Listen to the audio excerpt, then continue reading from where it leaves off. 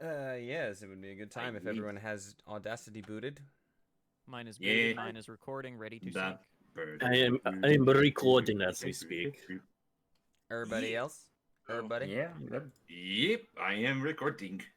All right, 1, 2, 3, sync. Sync. Sync. 1, 2, 3, sync. Sync. Sync. 1, 2, 3, sync. Sync. Sync.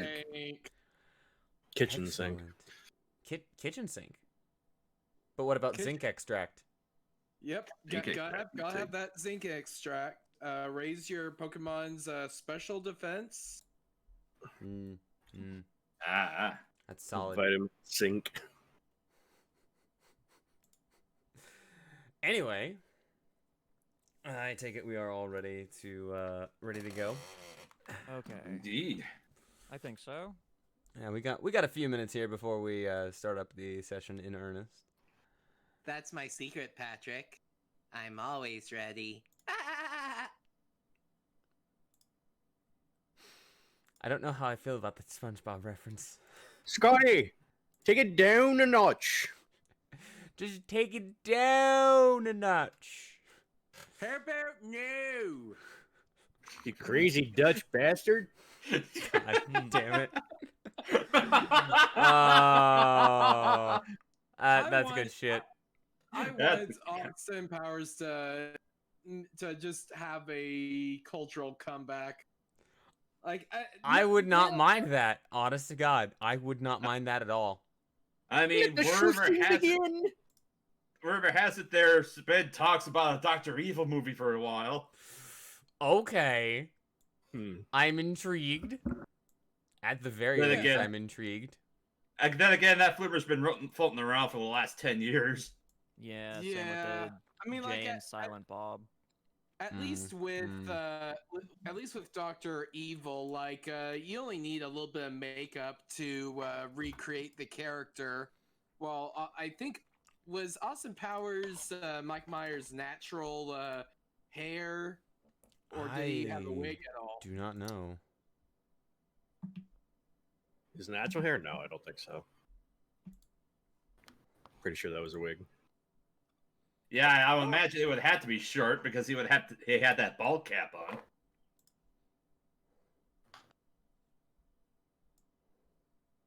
Well, like if it was like a wig or something, then yeah, like we totally be baller for it.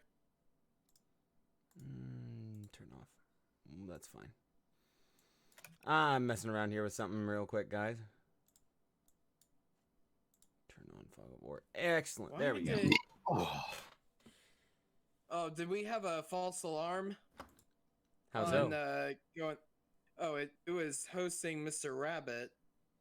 It is hosting Mr. Rabbit, yes. Why is my channel hosting Mr. Rabbit? Unhost. I'm sorry, Rabbit, but I need to stream the D&D. He needs it. I need it. But anyway, it's 7:23. We got everybody here. So how have you guys been doing in the hiatus? Have you been waiting with bated breath just to see what goes on in the session tonight? Oh, of course. Do you even need to ask that? I mean, what crazy thing will Trinket do this time? And how will Ishmael? Oh god, how will Ishmael be able to make his way through town? I'm sorry. I'm gonna die. Maybe not. Will Varen remain as Silent Bob? All this and more on the Dealbreakers. Who will kiss Rugar this time? That's a good question. That's a good question. My money's on Trinket again. I got 5 copper on Johan. Who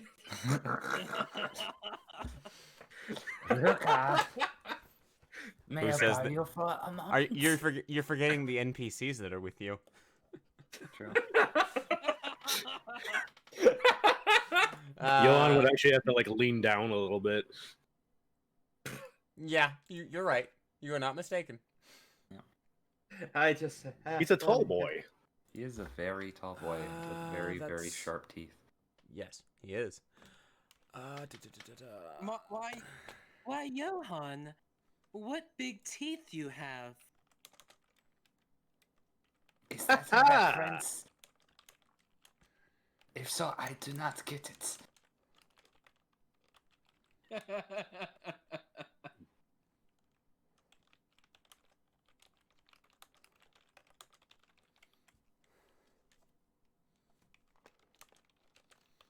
Okay. Do. All right, let's see. Plugged it everywhere I needed to. Let's double, triple check. We've already synced up. Synced up. Is my audio still okay? Because I know at the end of the last session. Yeah, you sound fine. Yeah, you sound fine. I mean, like we've got Audacity running, and like, yeah, I think we're on track for it to be fine. All right. Because my main concern right now, as I look at the bottom of the Audacity window, and it says disk space remaining for recording 2.5 hours, and I don't know whether it's going to just continue saying that because it hasn't registered that I just deleted a bunch of the old episodes, or what? Have you emptied your recycle bin? That's probably a good idea. Would not hurt to do so. Computer fan, how dare you? God damn it. I don't want that. Disk opened space up just remaining yet. now 3 hours and 5 minutes. That's significantly better. Yeah, it's another half hour. Delete temporary internet files. Alrighty. How small is your hard drive, guy? God damn. That's the thing, is that it's not. In fact, I can probably even pull up my hard drive. Oh, that might be it. It might be because it's going to my local disk, which is full of shit. Whereas my SSD, yeah, I've got 3.6 terabytes on my SSD, and I've only used 1.5 of them. Nice. Well, there you go, man. Use that. Yeah, I'm actually gonna look at what else. Well, because right now, program files. What is installed on my local disk? Battlescribe, Epic Games. You son of a bitch! That's what's doing it. Well, I'll be donged. Let me see what else is here. Streamlabs is installed on that. Vegas is installed on that, and then just a bunch of Windows stuff. So if I just uninstall Borderlands 3 on the Epic Games launcher, that'll probably help. Oh yeah. Yeah. A All new right. version of the system software is available. Yeah, whatever. Oh, great, it's I'll gonna update that. I'll update that when I'm not using the computer. Yep. No, an Epic Games like launcher update. So, question, because I've noticed I've been bad about this recently. We're all level 3, correct? Yes. Yes. Okay, good. There have been so many games recently to where I forget to level up.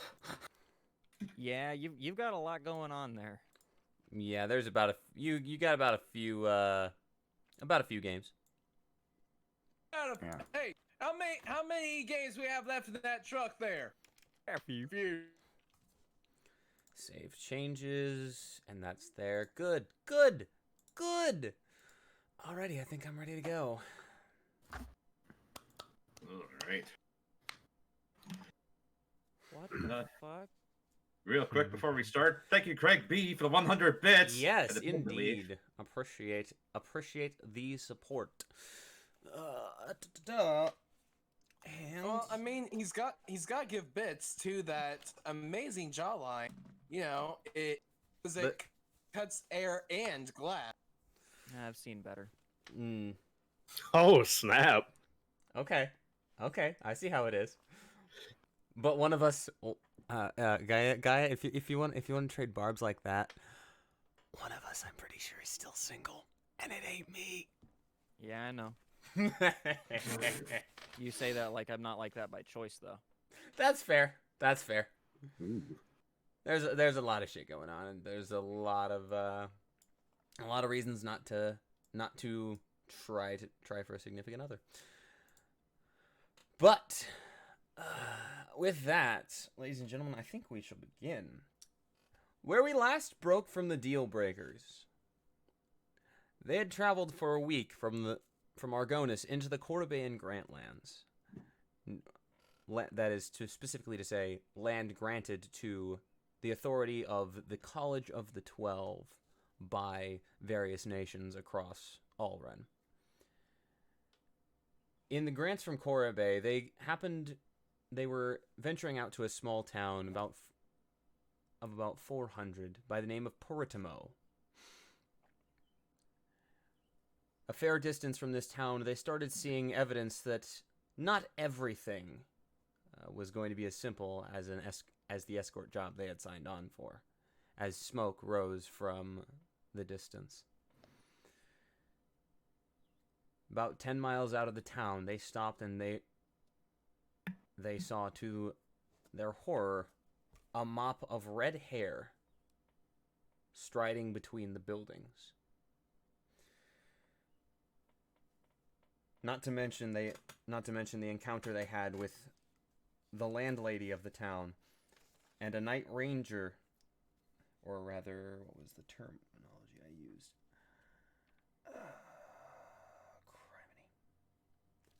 I have it on Roll20. We'll use my Roll20 description. Where are you at? There we go. Character sheet.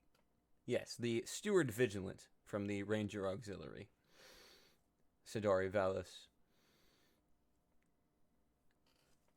After Niobe set off to go seek aid from the army of Argonis, we find the party, after some interesting shenanigans trying to make their way into the town. The party has reached a decision, an interesting one, to be sure. They had planned to send 2 of their members in to see about getting a faster means of communicating with the army. And so, we'll pick right up where we left off. Varen, Ishmael, all the lot of you are standing basically outside this tent. It's about midday or mid-eve. I'm trying to think when exactly. It was the evening after Bastian and Rugar had attempted to infiltrate the town.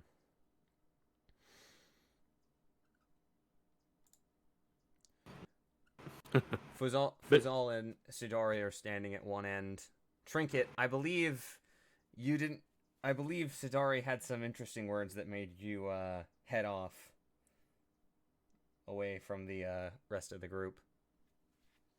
Yes. With Rapture. So we pick up right there. All right. Oh. So you mean to infiltrate the town? This is Sidari speaking to you, Ishmael. Aye, that seems to be the idea, at least.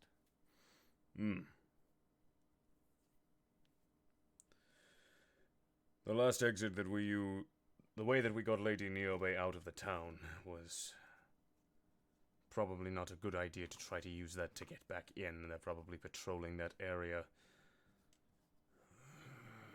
How do we get you in without attracting attention to where you are camped?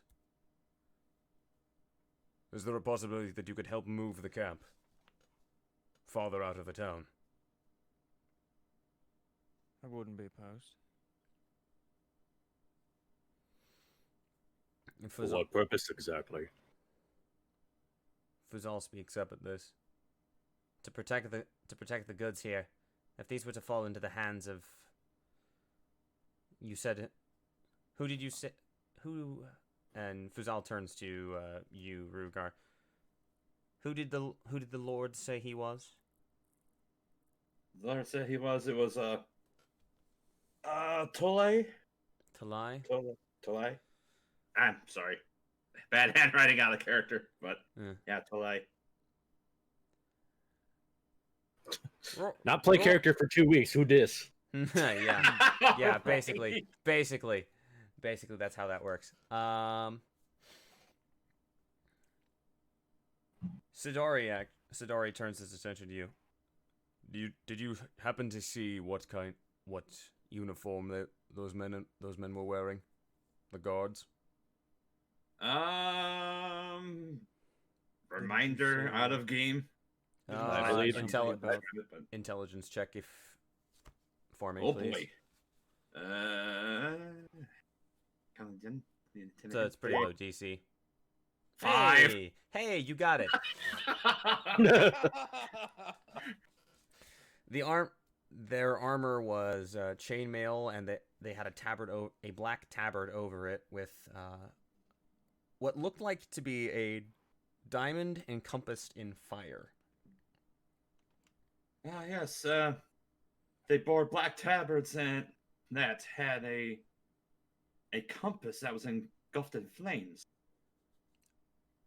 That was their symbol. You said a compass. Did you mean a? That sounds awfully like. That sounds awfully like the holds of the Red Diamond.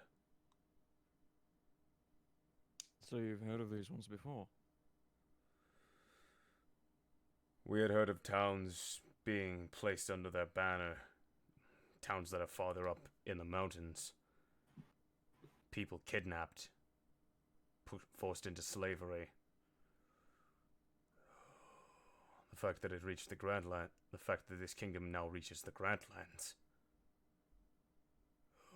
These bodes ill. Quite.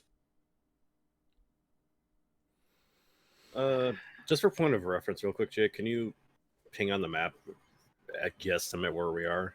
Let me actually make sure that we have, so that the chat can see. For reference, I actually have to switch back onto the page in my DM's screen. So you have the Greater Grantlands, right? All of this area to the eastern edge of Argonis. You've got the Verge Mountains. If I select it here, the Verge is like the central mountain range that cuts the continent, that cuts a lot of like civilized land in half, right? These foothills are roughly the area where you guys are at right now, in terms of elevation and closeness to the Verge Mountains. Okay. And then the point of reference is that we assume that they came from the mountains to the south. Correct. Okay.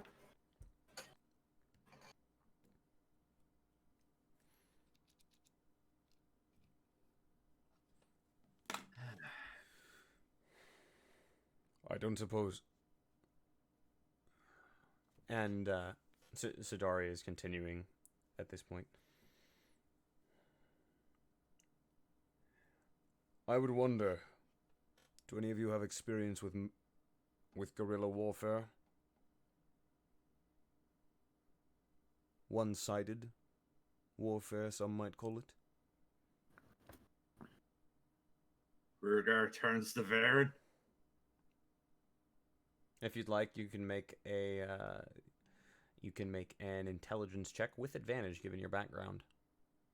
Okay. I'd say, I'm sorry, I meant Varen. Oh, sorry. If he would like to. Yeah. Give me a second. Because I obviously knows organized warfare, but guerrilla warfare, sure.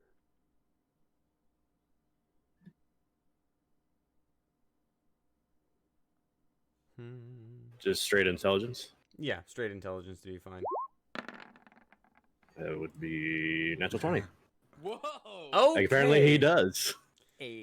So, over back out in the east, the Ghost City states are notorious for using ambushes, one-sided tactics, war of attrition to wear down and ultimately stall the larger armies from the shogunate. I mean, Ishmael Gaia says in the chat, fantasy Viet Cong, not entirely inaccurate.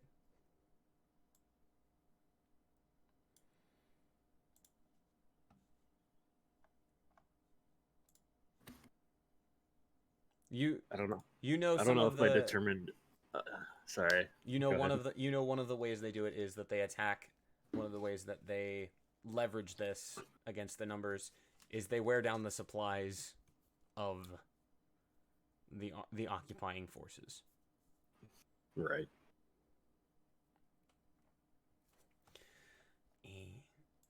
Was I don't know if we ever determined this. I think it was just an event, but one particular incident involving you know who. Let me have a Here. look, see. Here, I'll message you. Hold on. It's the there you are. Okay, hold on. Sorry, guys. Give us 1 second. It takes time to recall things and remember where we left off. Oh, and what things we have done in the meantime. Anyway, I'm actually gonna throw on some quick music here.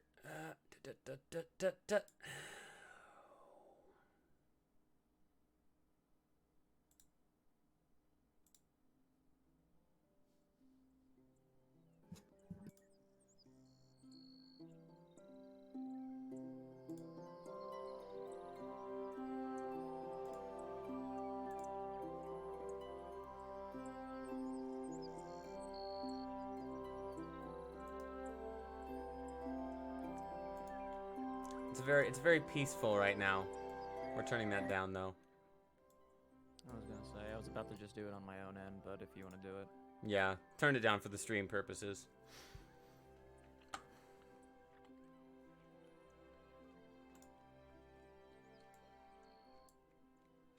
Alright, so... I'm not sure much about warfare in general, let alone one-sided warfare, but what I am good at, if you need it, is running a good distraction. Hmm.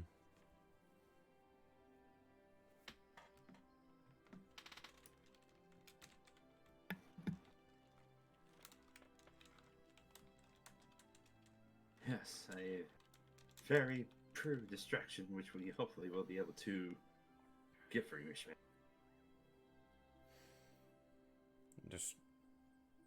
I wonder if this distraction will work. If Talai is still in the city, you might not want to even try a distraction. That could be lethal. Obviously the ideal plan is to avoid entering the city if I can help it. To which end, I did mention something. Weren't we trying to get a hawk? Or has the lady running off on her horse back towards Argonis sort of just rendered that a moot point? Well, Her ladyship would very likely like to meet the army on the road, provided we are able to succeed here. Okay.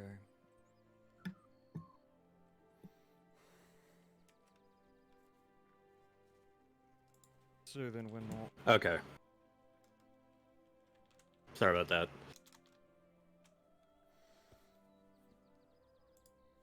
Varen will just quickly pipe up. I'm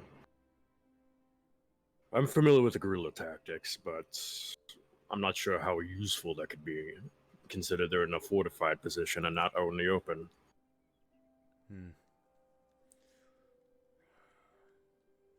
If Talai is Sidori wonders aloud here at this. He's clearly searching for answers as much as you guys. Usually when the holdings of the Red Diamond move in, they attempt to fortify the town in their style. We might have an opportunity when they start to destroy the palisade. That is a good point. That I do wonder. Varen will pipe up again. This group, do they use mercenaries or do they force conscription into their ranks?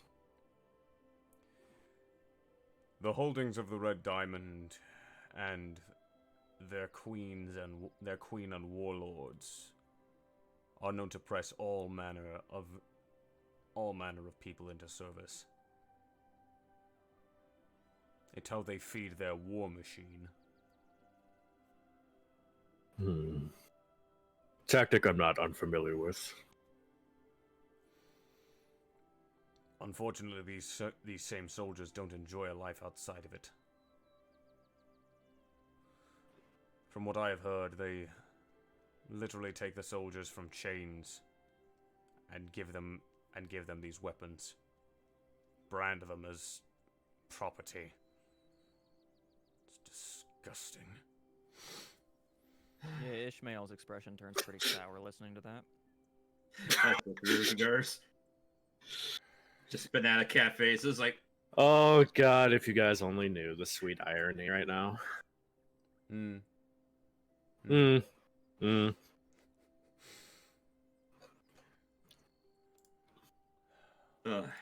So the question is, do we wait until morning or do we send you now and try to play off the hospitality of the city? Well, as I mentioned before, I am prepared to try my hand at plying my craft and seeing if I can act up a storm and convince them to give us the bird in exchange for a particular artifact.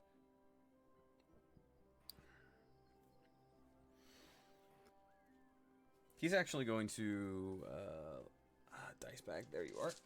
I'm actually going to make him roll a check on that. What would be the premise? Just a band of traveling caravans? Traders? I heard when we were sneaking, when I and the two other guardsmen that had snuck back in were trying to find an opening to get Lady Niobe out. The giant's mouthpiece attempted to asked a question about Dragonglass. I am at least aware of most magical phenomenon around this area, but I've never heard of Dragonglass. Dragonglass. Would Varen have? Actually, yeah. I believe. Varen and Rugar, you guys can actually make intelligence checks. Actually, this would be Arcana checks. Well, be no difference for me. 21. Natural 20. Well, that just makes sense. Yeah, I will actually send a message to you guys about that because that's something you guys know. Stop it. Discord, stop it. Looking back on the notes, I thought Ruger had learned something earlier about Dragonglass. See where it was. Hold on, this needs to be remedied. 1 second. Check your Discord, please, Mila Ninja. Okay, what? I need that. I see.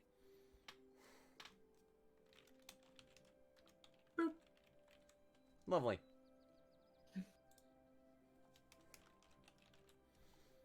we're friends. And I am messaging the thing to you right now. Because both of you met the soft 20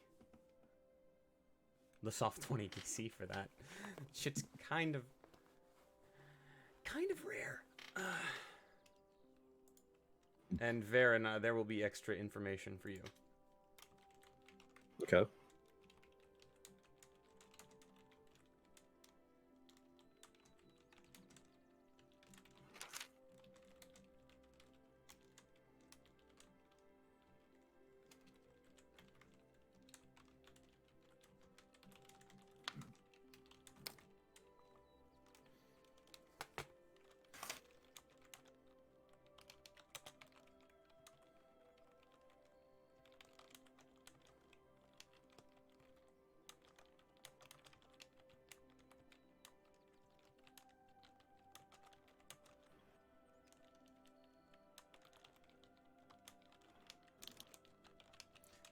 Big material lore drop.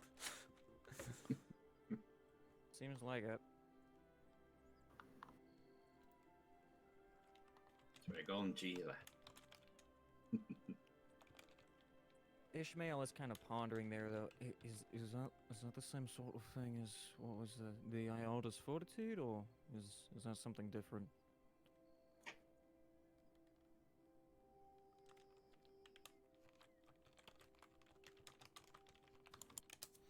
And information for Helix is a nat 20.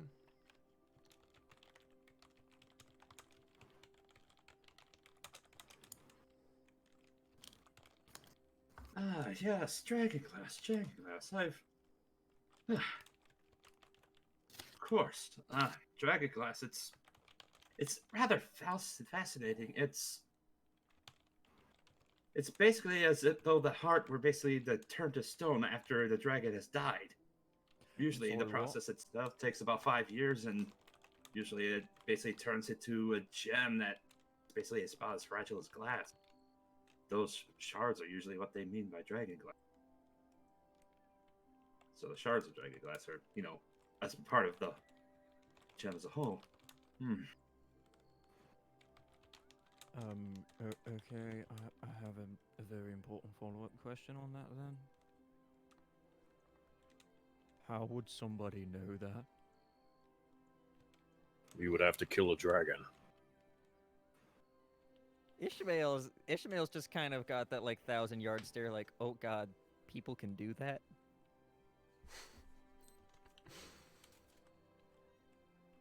Well, yes, either by premature means or from old age. Well, for heaven forbid, in old age, because dragons can live for thousands of years. As far as I know, dragons dying of old age is extremely rare.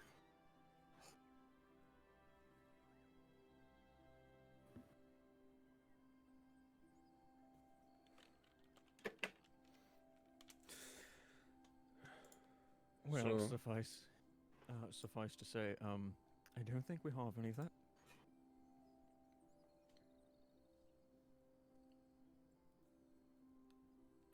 Ah, interesting. Actually, I want everyone in this. I want everyone to make perception checks to see stuff that's going on right now. Am I making this check? You can if you'd like, but it doesn't necessarily make sense given that you would be separate from the party. Okay. 19. I'm afraid 18. to look. 19. Jake, I also shot you a DM. Hmm.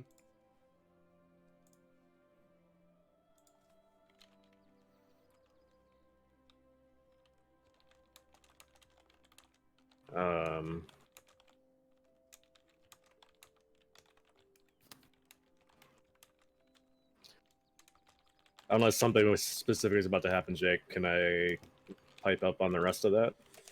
You guys actually, at the mention of Dragonglass, Ishmael, Varen, and Rugar, you see somebody move. Do we notice what or who? You see, specifically Fuzal's hand, like, clench up for a minute. And then just release as if she were trying to, be subtle about something. Rearguard readies his longbow.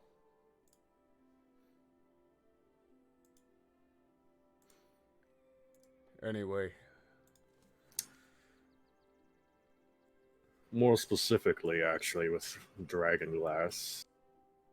I believe it's something I vaguely remember my parents telling me something about. Dragonglass is specifically made a solid material of the soul of the dragon. Its memories, experiences, even its spell casting ability, typically only found on the bodies of ancient dragons.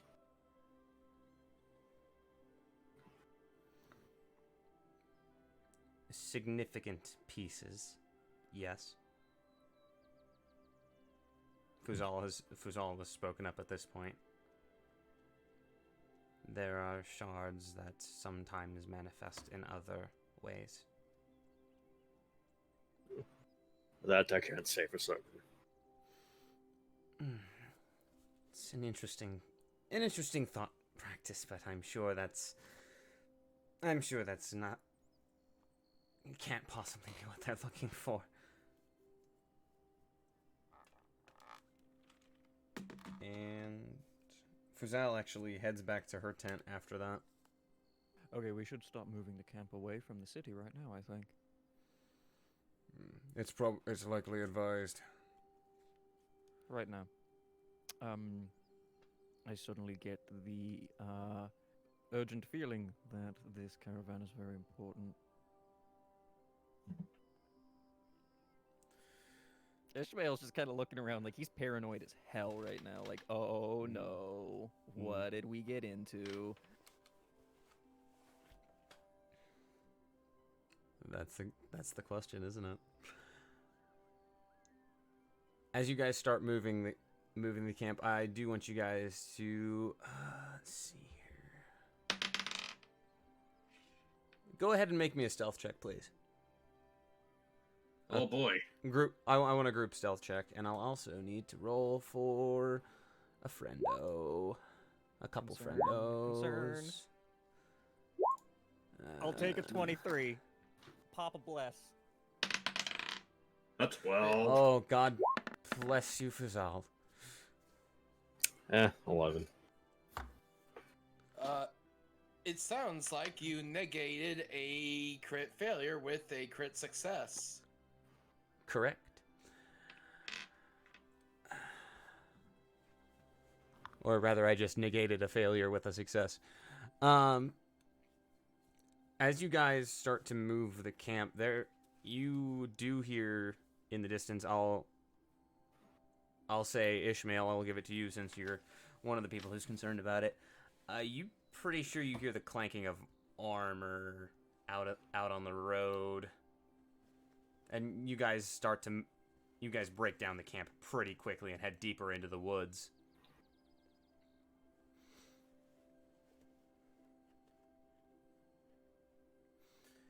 That ends up being the most of what you guys hear that night. Is there anything else you would need to do before the evening passes?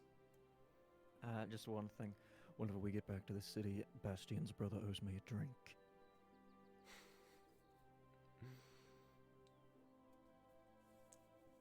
That's it. Just wanted to say that. All right. Night passes into morning with the lot of you, and with most of Fuzal's caravaneers keeping the watch that night, nothing of great interest is reported to you. I do need you guys to expend a ration for your breakfast. You guys do notice in the morning that Bastion has left.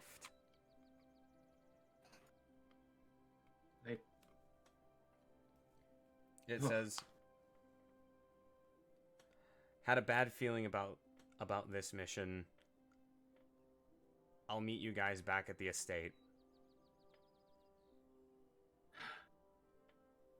I suppose it's for the best if things get complicated, I suppose. I mean, the estate probably needs to be a much... I hate to admit it, if something were to happen to us, as Rugar just kind of sullies a little bit. Of course, well, it won't come to that, though. I mean, it's just a failsafe. I mean, what could possibly go wrong? As he starts to pinch his eyebrows, I can't believe I just said that. As the morning comes around, Sidari actually brings in a game from having hunted through the night. Eat. Get some strength. You two need to be able to head into the city with everything you've got. You're not kidding. Okay, let's go. All right. Varen and Ishmael, I'm assuming you two are the ones heading into the city, yes? I do believe that was the plan. I believe, yeah. Correct. All right. In that case, we will move to that here in just a second. As you guys make your way towards the Puritimo town gate, the palisade is looking in pretty... The palisade on the north side, which is the side you approach, is looking in pretty decent shape, all things considered, that it just went through a siege. There are still some houses that are... Some house roofs that... Mainly the thatch ones that are still kind of like smoking in some places. And some that have burned through the thatch. Some where fires from the siege doubtlessly have burned through the thatch. As you guys approach the gate, you are confronted by three armored dwarven guards. Okay, as we were kind of like on the way here, there was actually a real quick conversation I wanted to try and have with Varen. Okay. Alright, so on the way there, Ishmael's going to kind of look over to him and he's going to say, Alright, now I have a plan. It's going to sound incredibly stupid, but I may need to ask you to trust me. All right. Because what my plan is, and he kind of like takes out the mask that he's planning on trying to pawn to them as some sort of magic item, is I'm going to try and convince them that this is a powerful magic item that allows for a modicum of mind control. And to pass that off, I'm going to need to cast some spells, and my plan is, if I can get away with it, to cast them on you. So again, I'm going to need you to trust me and let me in.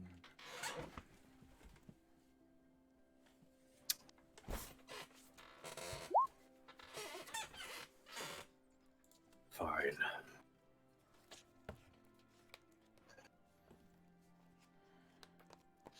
And understand that I may make you do some things that may be embarrassing, but I will not put you in any harm's way.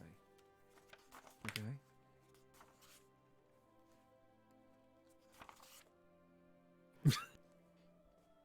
You see kind of a look of just processing on Varen's face for a good minute of silence.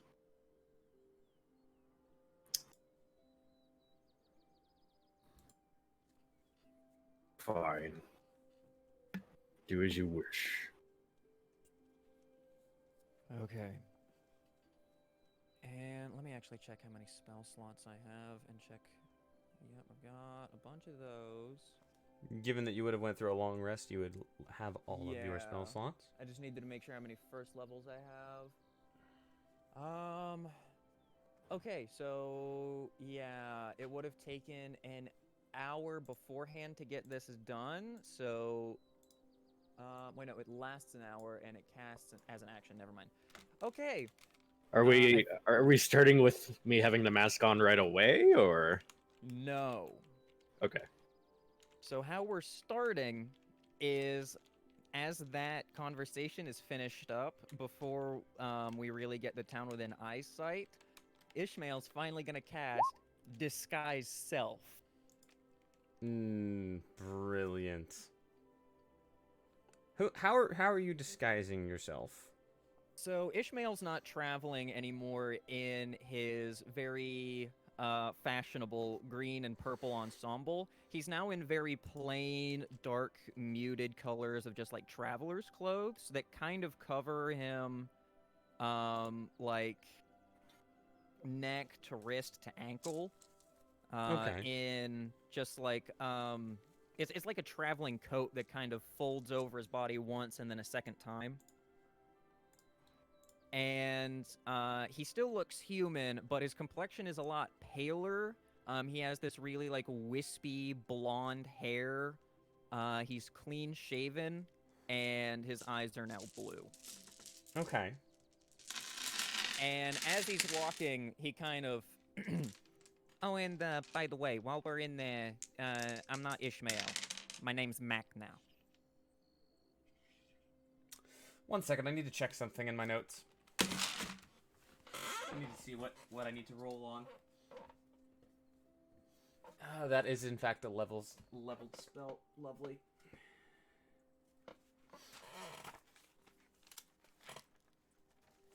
That's back page. Where is the note that I had? You said Mac. You said Mac. Mac. Okay. Okay, so that's that. But the ladies call me Mac Daddy. Possibly.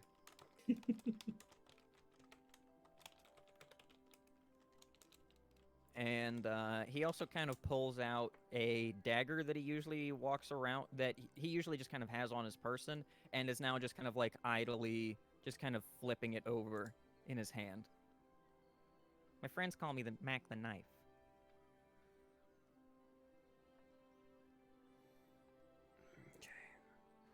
As you cast the spell, you actually feel a weird energy cover you. I forgot about that. Oh! I forgot we were in the weird zone.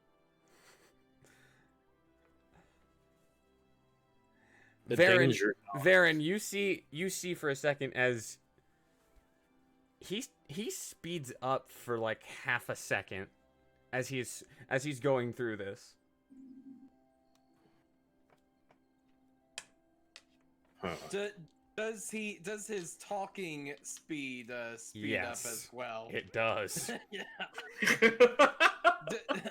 Now you see, you can call me Mac, but my friends usually call me Mac the Knife. Yes. Seems a rather excitable character. Yeah, he kind of is. He's a bit fidgety, you know, as he's continuing to fidget with the knife in his hand. After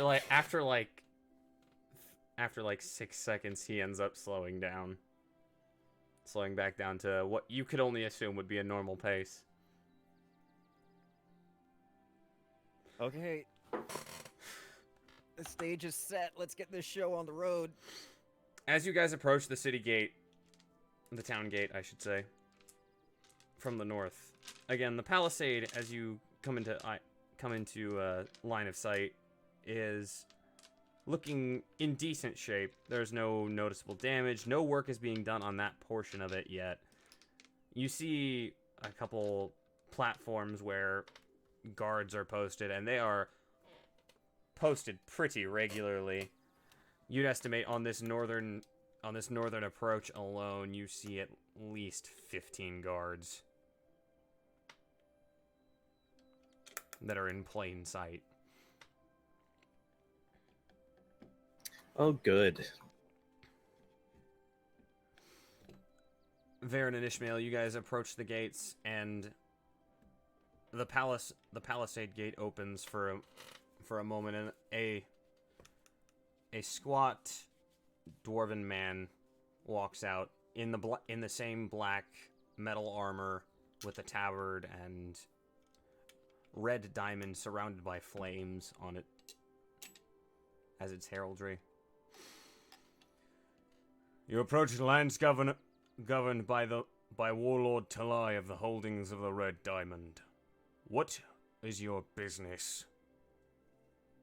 Well, hello there, stranger. As you can see, I am but a humble traveling merchant, traveling with my associate here. And as we were passing through, well, this is one of our normal routes that we generally take.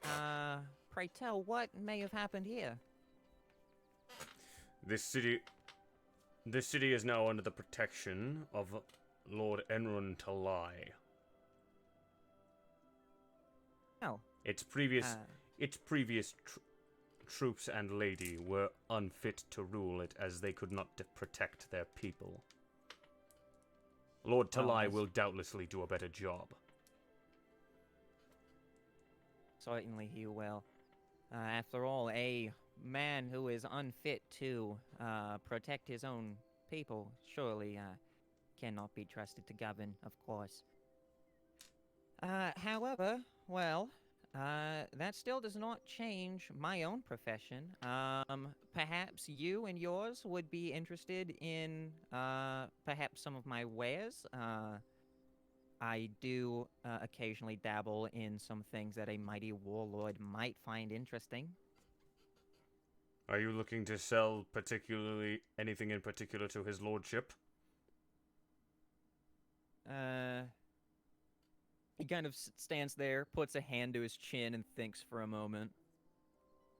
Now that you mention it, I do have one particular item in my possession that, of course, it does me no good, as I am but a simple merchant. But its properties may be of some interest to a mighty conqueror that surely would be willing to use whatever tools necessary to ensure that the conquered stay in line, as it were. And he kind of just, like, wrings his hand around the knife, just trying to, like, really play up the slime ball. If you're here on mercantile business, I'm sure we can have Durathane speak to you. It would be my honor. All right, come inside. We have one request. Keep any weapons you might have sheathed. He kind of looks down at the knife and says, "Oh, sorry, nervous habit." He puts it away. As you guys are led in across the town square, you see a couple of notable buildings. What looks to be a building that's a little reminiscent of the Orthodoxy Cathedral that you guys saw in Argonis, and the cathedral in Gatesbridge as well, but on a much smaller scale. It seems that this could be considered a local chapel and parish house, if we're going to make the straight reference to the buildings of the Catholic faith. okay. I do actually want you guys to roll a perception check as you guys skirt the main square. 17. 6. Let's see how well you do. Okay. Varen, as you're walking back behind, a man in plain clothes bumps into you. Oh, terribly sorry. Terribly sorry, sir. I wasn't watching where I was going. God damn it. I do believe you dropped this, though. And he hands you a sheet of paper. What are you doing away from your house, citizen? The guardsman speaks. You want to return to your house. There are no public proceedings today. Of course, guardsman. I'll return right away. And he heads back in the opposite direction from whence he came. And stop that. And let's add handout here. Just doing this on the fly because reasons. Oh man. Remember, Gaia, this is a sneaking mission. Sorry, I'm back. Welcome back. There's going to be a storm that's going to be coming close to my house. If it gets bad, I'll probably have to drop out, but that's fine. I'll tell you guys, yeah. Please do stay safe. We would prefer that you be able to make it to other other sessions rather than risk your neck for this one. And I'll just message in chat and get somewhere safe that if it arises.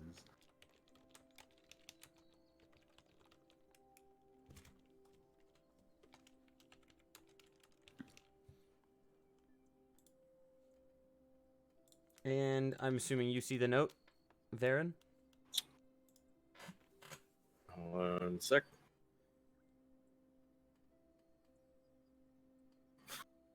I have more than one thing in here that says mysterious note. Mysterious note.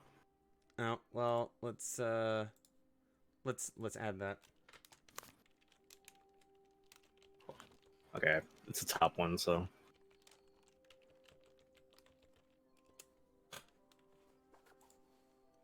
Oh boy.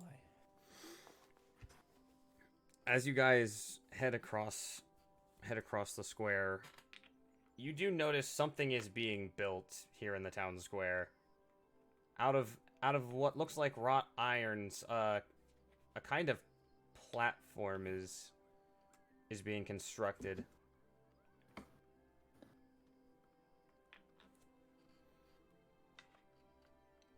Let's see. What would you guys know what that is? Huh. If you'd like, you can make a history check. Well, I am proficient. 8. Never mind. 9. Afraid not today. Afraid not today. Neither of you guys. They're scaffolding for something, maybe, possibly. Nothing conclusive at this point that you can tell.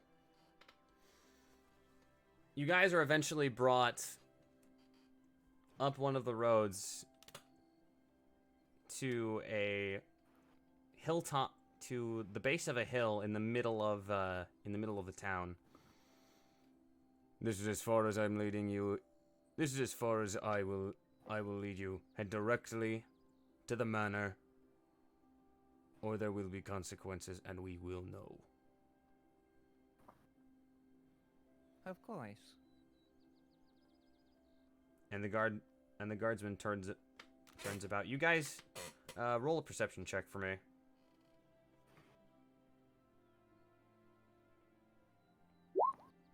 16. 18. You guys see several what look like stout people walking on the rooftop of this like 2 or 3 story villa up on the hilltop. This man ain't lying when he says there's people watching.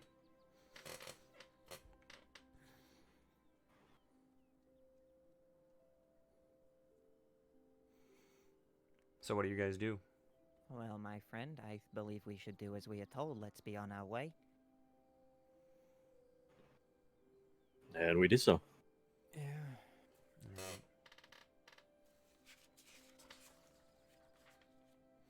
As you guys make your way up the hill, it's a solid 5-minute walk from the base of the hill up the drive.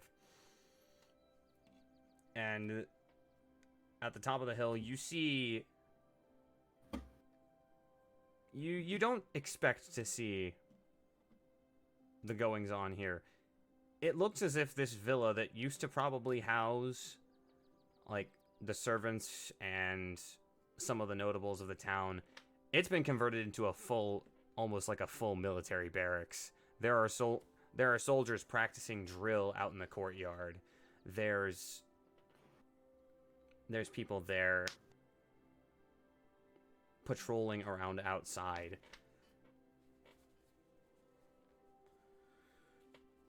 One dwarf in particular is wearing this same black chainmail, but his tabard is,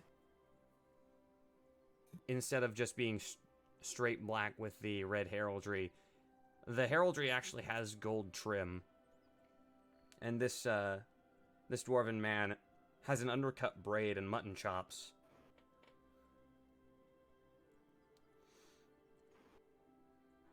Oh. And who would you be? Coming into the lands of the Red Diamond. Sorry, my name is Mac. I am but a merchant that typically passes through here. And, of course, whenever I'm passing through and see that a town has come under new management, new negotiations must be in order to see if I can continue to do business here. What are your wares? I am a collector of many odd trinkets and baubles and things. I'm afraid that I do not work in many weapons or military wares, as may be your wont, but I do occasionally come across some particular artifacts of strange properties. Strange properties. I'm assuming you mean magical. Yes. Then we might have something to discuss. Join me. And he gestures towards the center of this villa, where you three, he gestures for you to sit on a bench. I will do so. Baron will follow. Any transactions that I make here are done so with the blessing of his lordship. So it should go without saying that if you have any, what's the word I'm looking for here? Less than reputable items, we will not be inclined to let you back to the city. Of course, that is understandable. We have met people claiming to sell magical items, and though his lordship may not put personal stock by a lot of them, there is often warrant for us to keep such things at close reach. So, did you have anything in particular that you were looking to obtain from here? Simple money? Anything additional? Well, truth be told, coin is of little import to me personally, as most of what I make goes back to my master at home.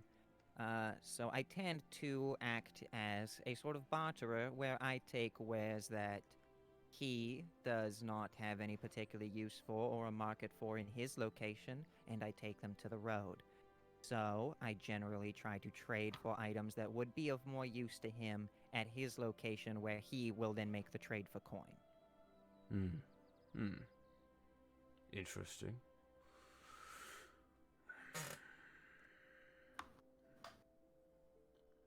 I want you to roll a deception check for me, please. 21!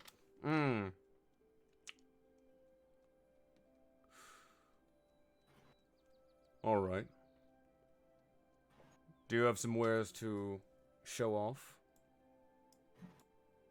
I do have one that I think your lordship may find interesting. At which point he produces the mask, which, because it's been a while, I'll go ahead and describe it to the best of what I kept notes of.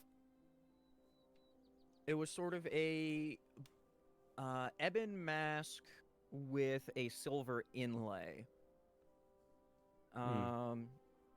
And as he produces it, he begins to explain.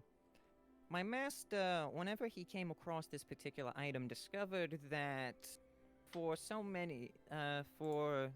certain limitations per day, as is the wont of many magical items, it gave you the ability to manipulate another man's very mind and coerce him into actions that he may normally otherwise find distasteful. You have Obviously, you have my attention. Yes, obviously we are reputable businessmen and we have no use for such underhanded tactics. Oh, my mistake, I'm sorry. But you have to understand. Well, you get the point, right? Many would view these sorts of tactics as inhumane. He kind of like plays up air quotes. Okay. But we are not in the, we do not trade in people, we trade in things, you understand? I understand. So you want some of the worthless materials that the old ownership likely kept around? In particular, my master did tell me that I was not, so, to use his exact words, pack mule, go and find me a messenger bird, or do not come back at all. I'm not sure if you would be able to assist me in this endeavor. Your master knows how to treat an underling. Good.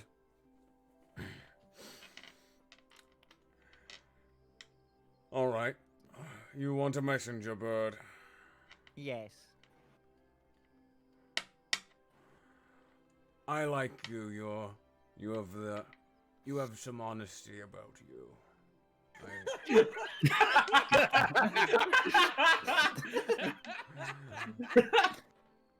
You know what? I'll allow this, but inside here, and he points off to his right, which would be the south end of the south wing of the villa. On the first floor here, there is what do you say? There is a study.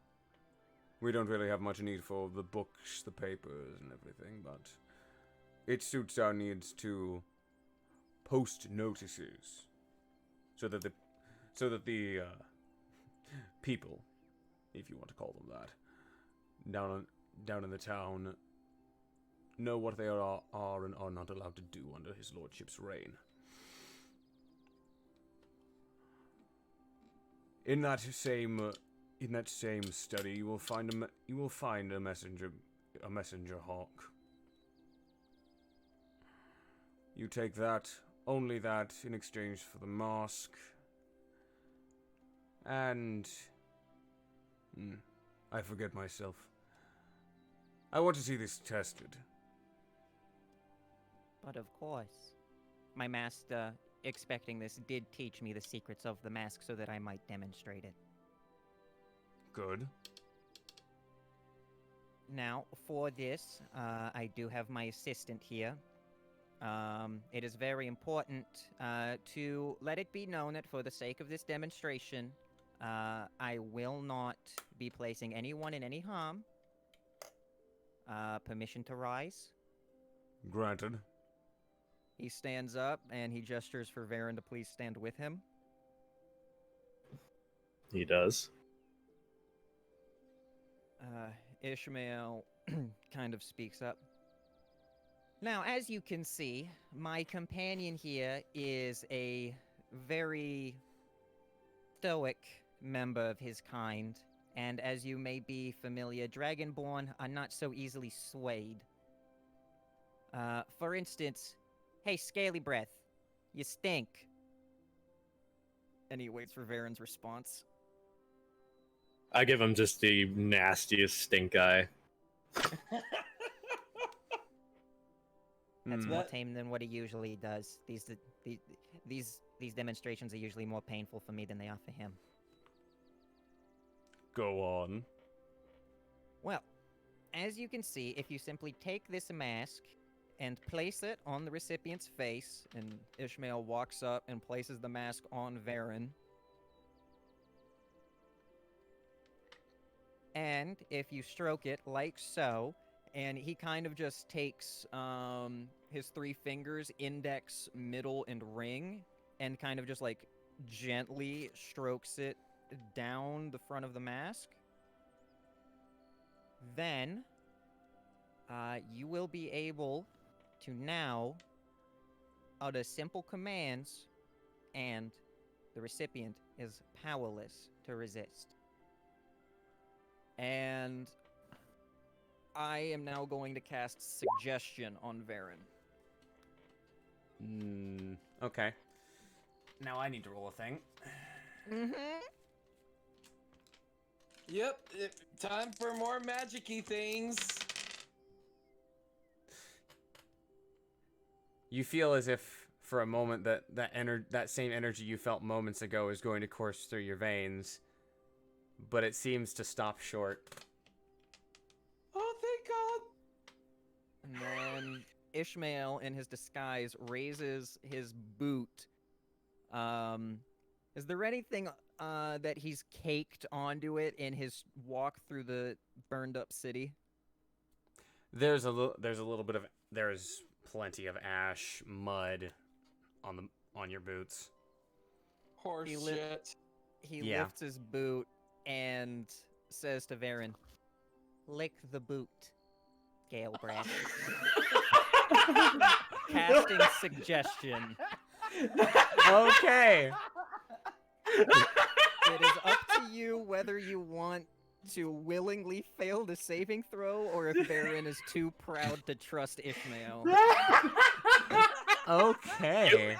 You'll notice on Varen's neck just a vein bulge, and his head, and its entire head like twitches.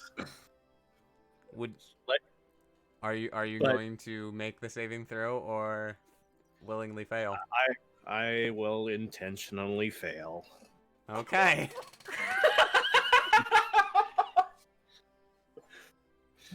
So almost like shakily, Varen begins to kneel down, slightly lifts up the mask a little bit, and proceeds to lick his boot.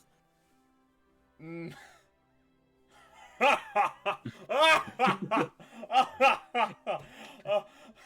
He actually. As you can see, the willful Dragonborn is powerless to resist the mask's magic. You have. This is worth more than just a hawk. Are you sure that's all you need? More can be granted for this. We would be willing to trade more for this. Is there anything else you need? Well,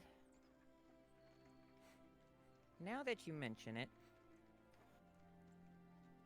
I do suppose that my master would not be remiss to have some remembrance of how this town once was. He's a sentimental man, you see.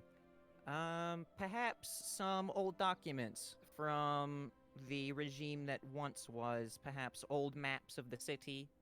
Of course, I'm sure they'll all be outdated by the time you'll are all done with all of this, but just, he's a man that likes to learn things, and he enjoys preserving history. Hmm. Preserving history. Yeah. We have no use for. We have no use for these things ourselves.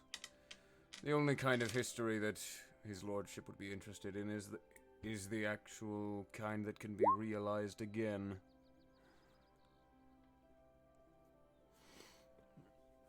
You have my permission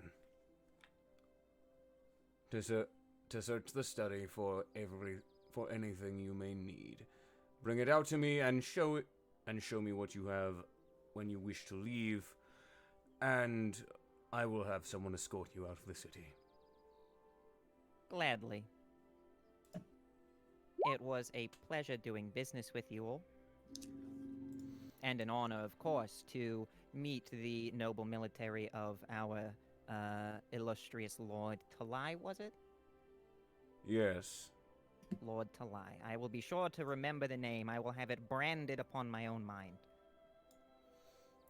It's at this point where I'm giving you guys the map. As the rest of some of the dwarves on the northern end of this courtyard are still practicing drill, the man you could only assume to be Durthane heads inside of the double doors directly to your west. Okay, it's important because disguise self only lasts an hour unless... Can I recast it in the... I'm gonna double check. Can I recast it in the interim to maintain the disguise before it goes away? Can't change body type. Extent is up to you. Or use an action to dismiss it. You can see a foot shorter or taller. Okay, so the spell doesn't say anything about, Re-upping? Yeah, the spell doesn't say anything about it. Would you let me do that if I feel like my hour starts running low? Yes. Specific. Okay.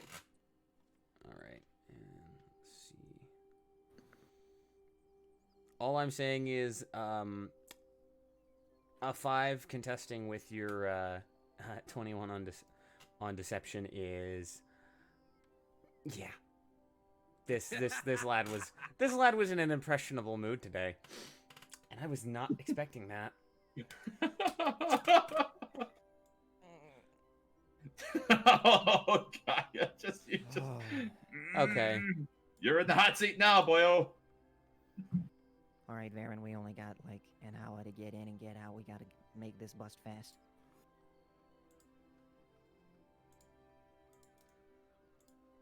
All right, as you guys are in the courtyard. What would you like to do? He said the study was to the south? Yes.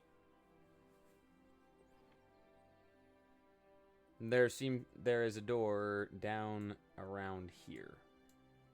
It should be showing up. Is it not? Yeah. I can see this little concrete path here. Is that like... Yeah, that would be the stairs. All right. Ishmael's gonna start leading down that way, and he's gonna be like, What about that guy that bumped into you in the road? Kinda rude, huh?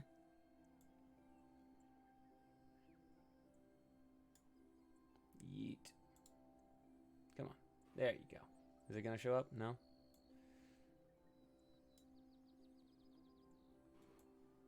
No? Is it not? That should show it up. That should have it show up now. Alright. Yeah, now you can kind of see it. We can kind of see it a little bit. Alright, do you make your way inside? yeah, I guess I'm gonna open up that door and see what's in here. Okay. Then I shall reveal the contents of the room. Ooh. What you see is what you can assume was at one point likely a common room. It's now been completely converted into a storage space, holding crates of foodstuffs, of what looks like metal bits and baubles. And we'll move on to the map here. And I'll go ahead and reveal the walls as well, because that's a thing that needs to exist. You have a door off to your right, about 5 feet away from you, a fireplace about 25 feet, and a door off behind some boxes, looks like. What would you guys like to do, since you're in here? Well, we don't have a whole lot of time, so let's find the bird first and foremost, and then we can work on getting out of here after that. You see Varen, as soon as he steps inside, he spits on the floor. Yeah, sorry about that. Like I said, I was probably gonna have to make you do something embarrassing, but I needed to sell the act. You can get back at me later if you need to. Just wait until we get back to camp at least.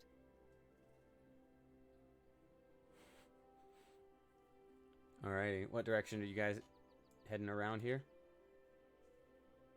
Yeah, Ishmael's kind of hugging the wall right now, just kind of looking around, looking to see if he can see anything that resembles like a cage or where one might keep a bird. A board.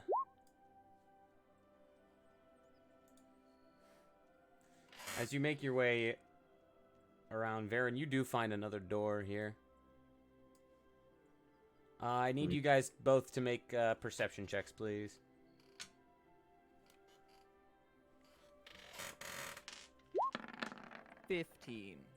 Natural 20 for 22. Varen, you hear a couple sets of footsteps. As tightly as this place was garrisoned, it is very likely that there are guards in here. It's very what? You cut out. As tightly as this place was garrisoned, it is not out of the realm of possibility to think that there would be guards inside the building as well. Yeah. Ishmael, if you'd like to roll an investigation on those boxes, you may.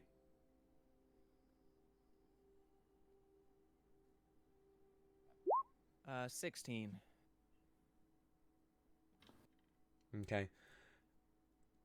You do manage to find what looks like bits and pieces of scrap iron. You can add, if you'd like to pocket that, you can add a half pound's worth of scrap iron to your inventory. I don't know. Do we really have any use for scrap iron? Not that I'm aware of. Yeah, that's of, and not concerned about that. Okay.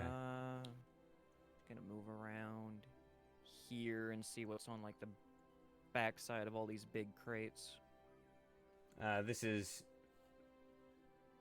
I'll draw where the room is. There'd be a wall. There's a wall that goes around here, along this entire curve. It's kind of hidden now by the fog of war, but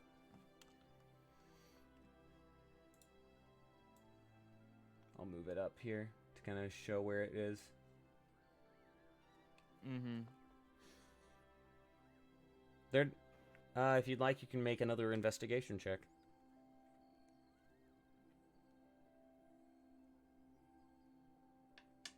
There it is. 15.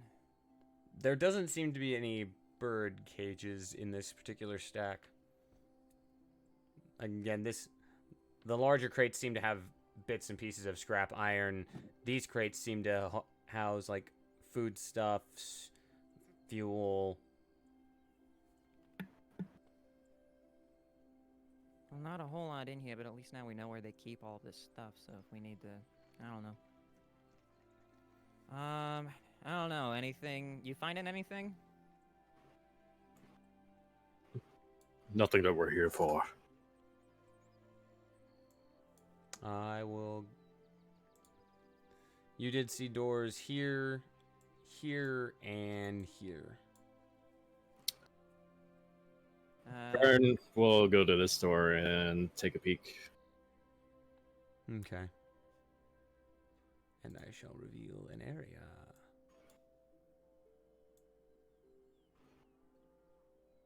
That you can see. As you pull open the door, you see what looks like more of the more crates with what you could guess to be supplies.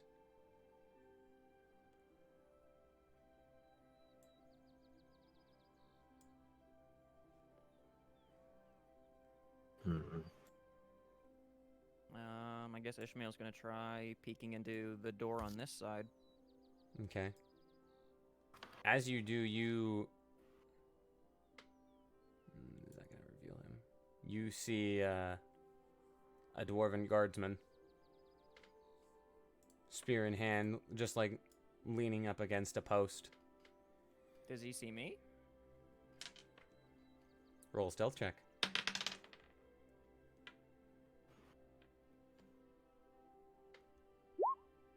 Soft 20. It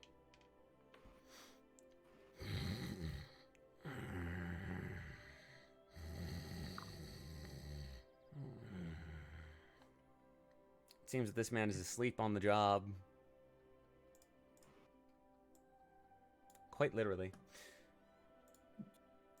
Ishmael is going to very carefully continue to use that soft 20 to just take a look around, see if he sees anything that resembles a bird cage. Seems that this is this area up here as you peek through. You see a stairway as well. Leading up to the next floor.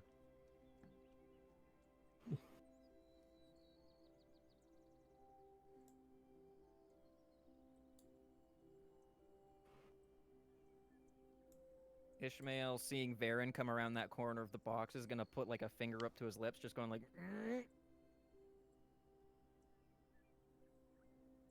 He's gonna shut that door. Okay. And then he's gonna gesture for Varen to come with him over by the bear carpet. Yeah. Stairs leading up on the other side of that door, but there's a sleeping guard there. I don't want to mess with that too much right now.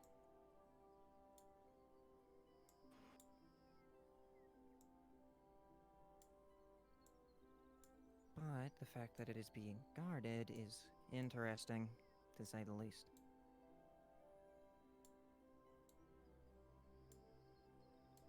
Alright. I guess we'll check this one. All right.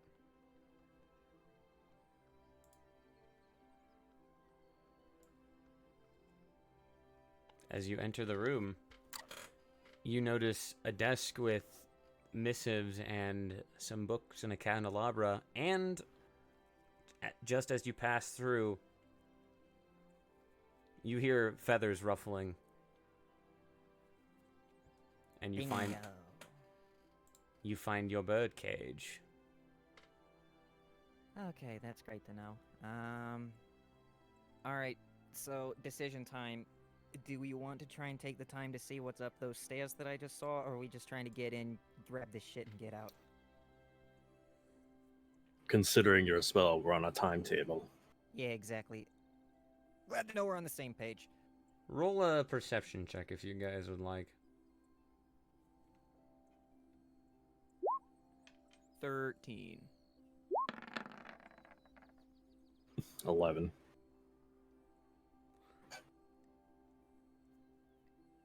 The papers that are on the desk don't look like they're old, but they're definitely not necessarily like new. They look like they were written, what, like a week ago then? Except for like a couple of them that look with fresher ink than even that. Well, let's see what's going on over here. They did say that they don't have a lot of need for paperwork. As you move some of those papers around, you actually notice a small scroll case with a padlock on it.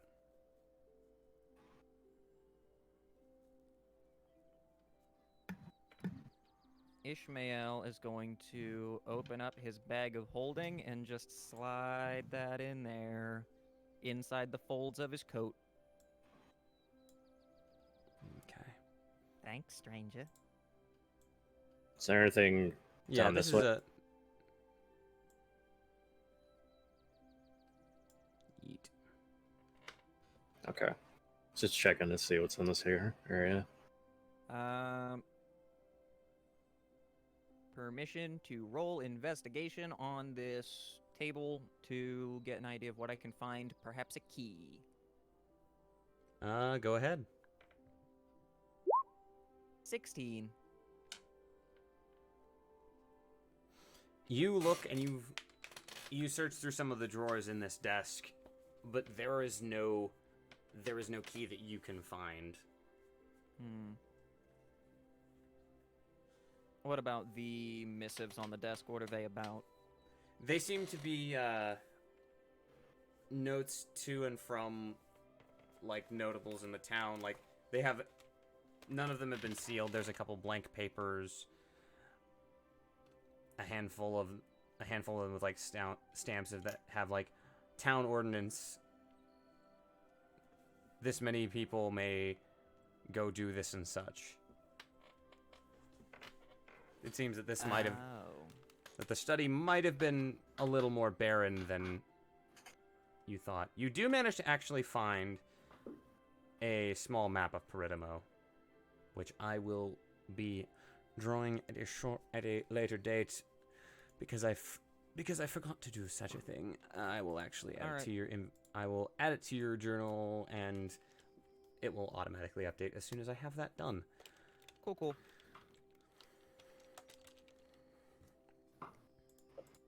All right, and then. Yep. Is this just like a nightstand right here on that wall next to the That's a chair? pillar. That's a support pillar. Just a support pillar. All right. Well, so looks like all the papers and scrolls and stuff that they had down here in this little study were about as useful as they let on. It's all their stuff. So I guess if we were going to take more, it would have to be something from out here in this storage room.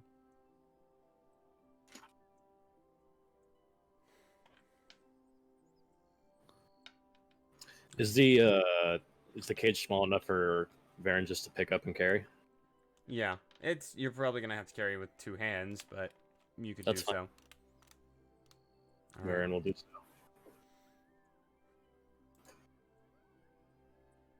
All right.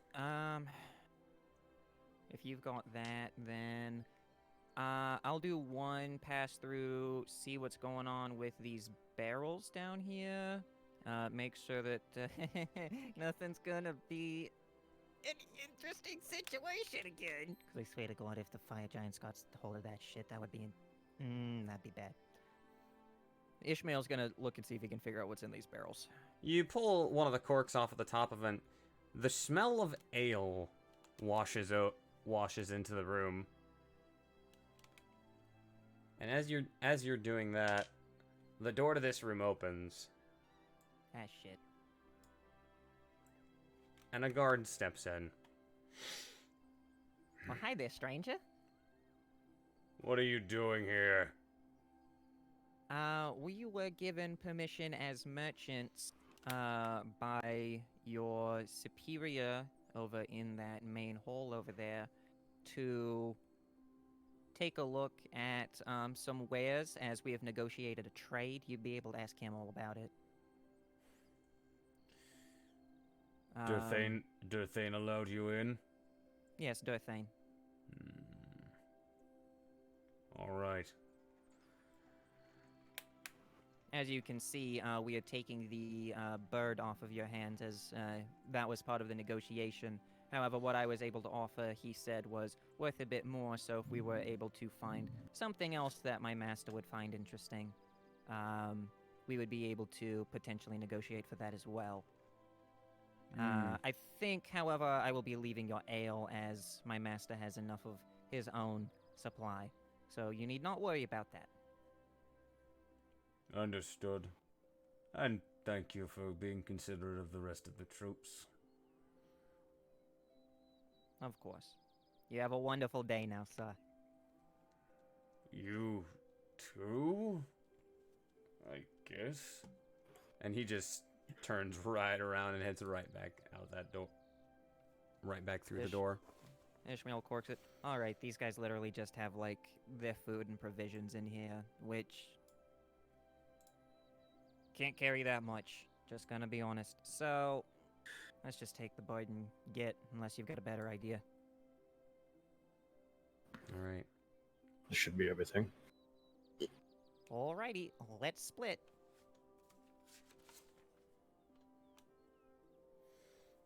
As and we'll. I would like to remind you, you do have that knife, that distraction knife, if you need to use it. I do have that. As you guys start to head out of the manor, you see Durthane again. But So this is actually, Durthane? he's got a couple. He and his men have a couple of interesting characters out in front of the double doors, and that's where we're gonna take a quick break here, guys. All right. Hey.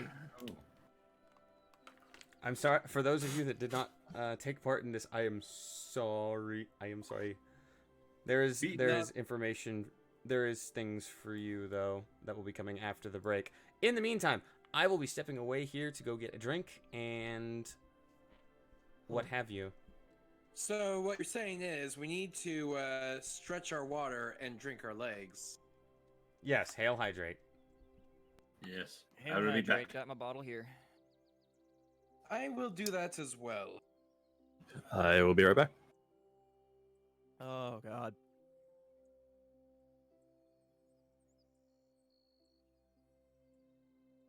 Well, that plan went infinity times smoother than I thought it would.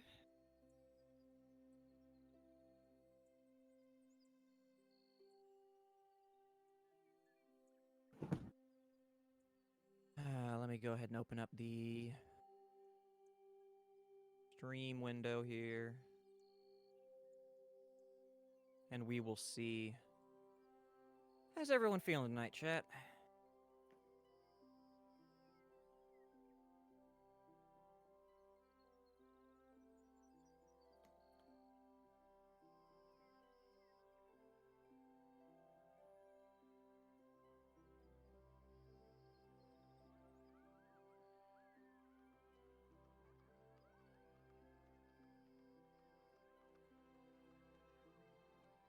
I trust everyone is doing well.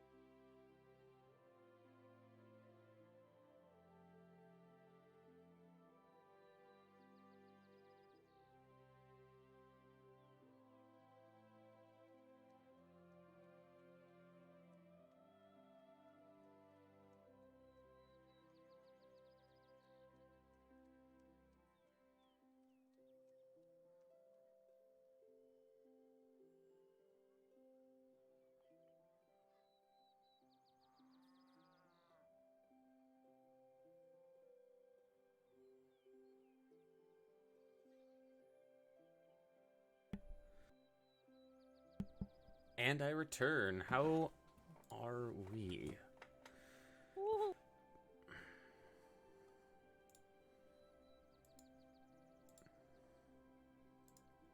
Let us see. Yeah, I'm back. Miller returns. The Gaia returns. Helix is still away. Ah, beans. He's okay. Oh boy. Storms are in fact a thing. Yeah. We had a couple come through down my way last week. I'm wondering if it may have just, if it might be the same cell got up his way. Could be at some point. Let's see. And as far as your comment before we cut the break, don't worry, Jake. We completely understand. This is very important storytelling stuff. So Yes. whatever happens, happens. We completely understand. And I'm back. Welcome back. And do we have cryptic yet? That's a day, I believe. All right. And yeah, to be fair, if at any point the other party had been like, hey, Ishmael, maybe don't do that, then Ishmael would have been like, thank you for stopping me. Holy shit, this is a terrible idea, I know. It's just a case of yes and. Mm-hmm. Oh, but I just can't wait for everything's just going so smoothly, though. Just knocking on wood there. Yeah, we got a mind to take care of that bot in the Twitch chat. Oh, we have one of those. Yeah, I do. Yep. Let And Banhammer. Actually, hold on.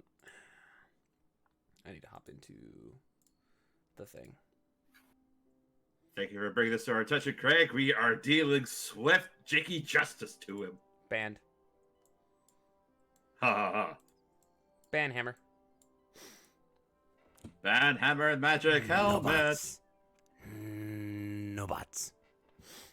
They do not go here. Pardon. Purge the heretic.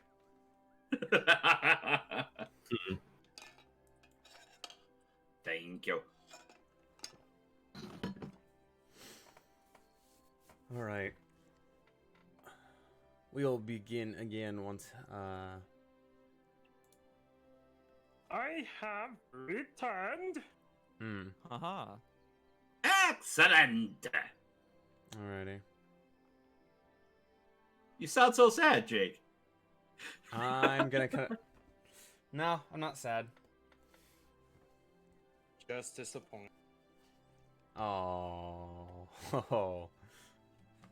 Ripping pepperoni, right? Oh, I saw someone wearing a All Might shirt today. Oh, that's probably glorious, right? Yes. But anyway, we can pick up here as we're going ham into this this little ditty with Varen and Ishmael. As you guys return outside, you notice that Durthane has apprehended a head in front of him, held by 4 different guards. 2 humanoid men. One of them, Varen, you recognize as the man that bumped into you earlier. And the other...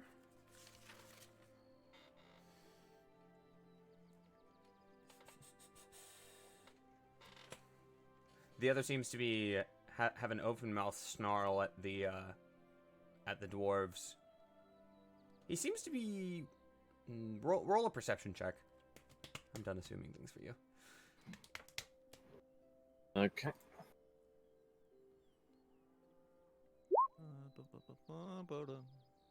That's a 7. And a 16 for Ishmael.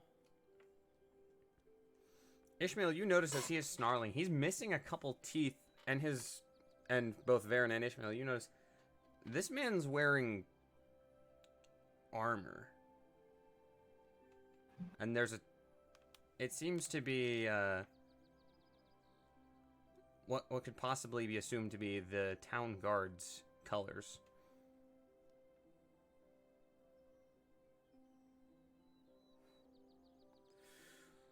So, do you have any explanation as to why you were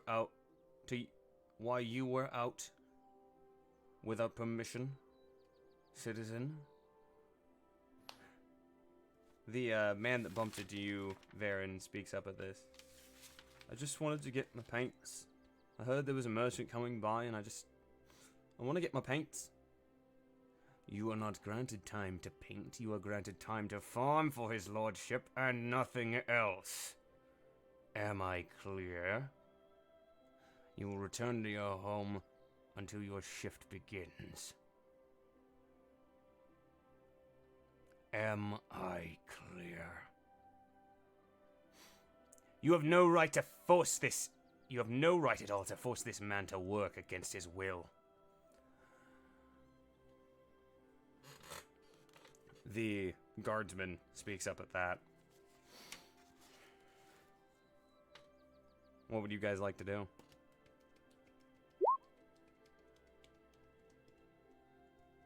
If you don't do something, he gonna die.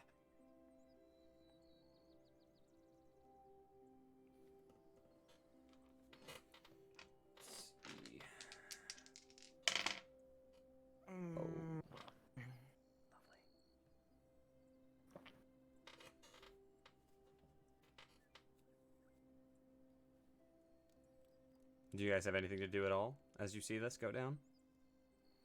Ishmael really wants to do something, but he can't, and he knows that he can't. Perhaps we can get their attention with the things we have.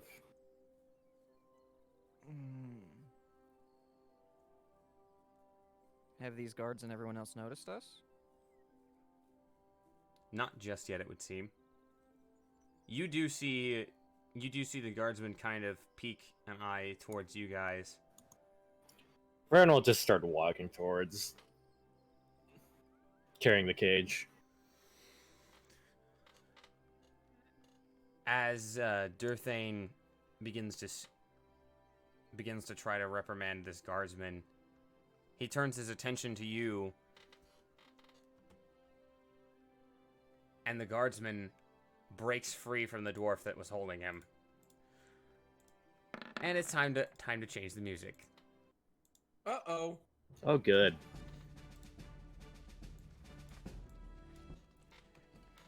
I do need you two to roll initiative for me.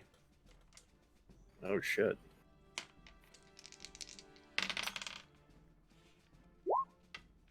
$19. All right. That's a 5.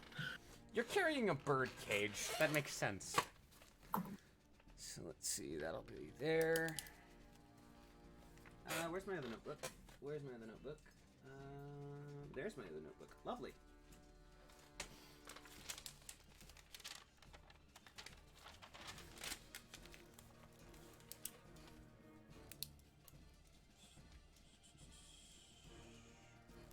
Let's see. Where are you at with that one?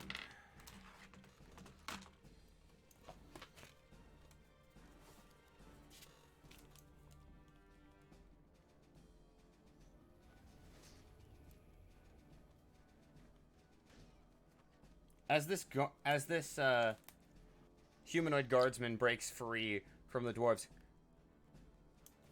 you hear him yell out, "Come on, Melios!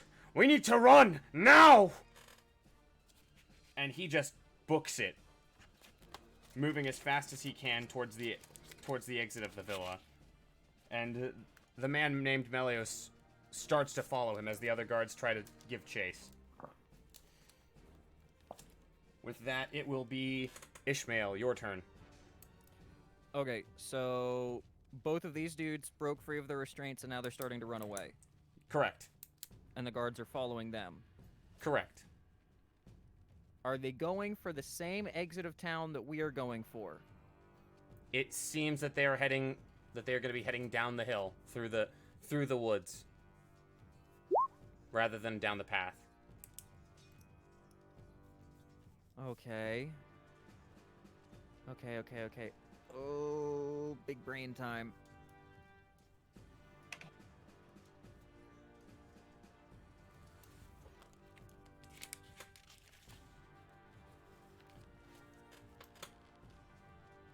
Um, 60 feet, yes. Okay.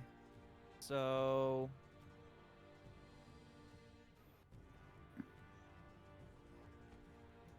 Is this verbal? Yes, that is verbal only, range 60 feet. Never in my life have I wanted to see a wild magic surge more. As Ishmael is going to start wanting to just kind of leave the vicinity and just like be on his way.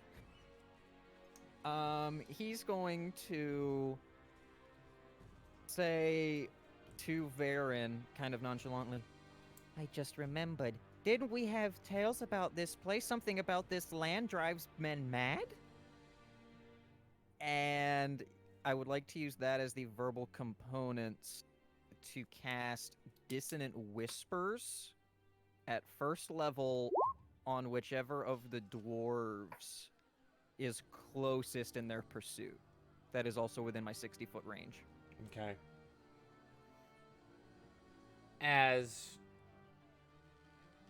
Okay. So I need to make collectively 4 of these. Where's my last it's only one Okay, so one. creature. Okay. Yeah. I can't target more. So it seems to be one of the guards that is close. You target the closest guard behind.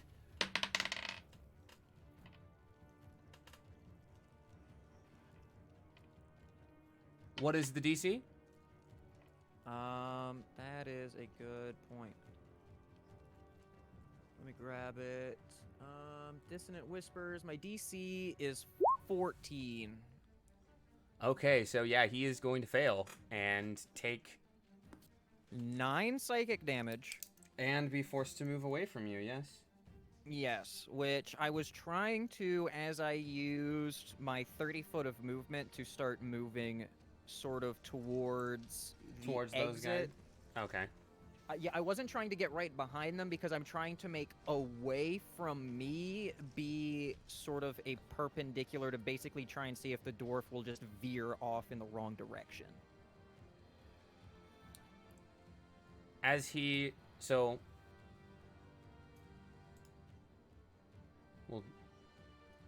We'll transition back for the first part of this chase.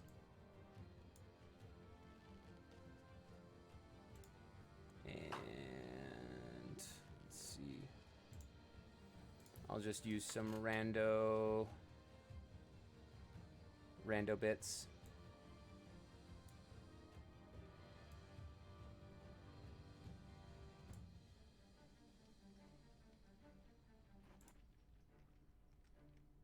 Where you at? Where you at? Where you at? There you at. Now here we go. Now here we go. Now here we go. Okay. So he's using his movement to go there, and we're showing this. We're doing it live, folks.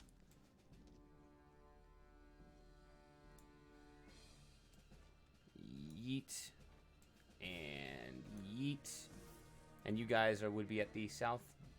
I'd be at the. Yep, that south door by the study. Mm-hmm. Blue, I'm marking blue as friendlies. Red as hostiles. For the sake of this chase, or the sake of the start of this. None of them have really started to move towards the man that's taken off. And at which case we actually ruler this here. Yep, that is a full 40 feet. So if a dash action would double that, he would actually be out here. Alright, so with this setup, I actually would have targeted specifically the guard in the middle that's still standing next to the guy that hasn't moved yet. Okay. As the words leave your mouth, you notice that this center guard's breathing starts to quicken, and he's like, and he just starts booking it away. 30 feet. Actually, it's 25 feet for him. Because dwarves. Yeah. Insert goat scream. Yeah, basically. Insert goat scream here. Alright, and then... so after that, Ishmael would kind of call out, The stories were true! This place really does drive people mad!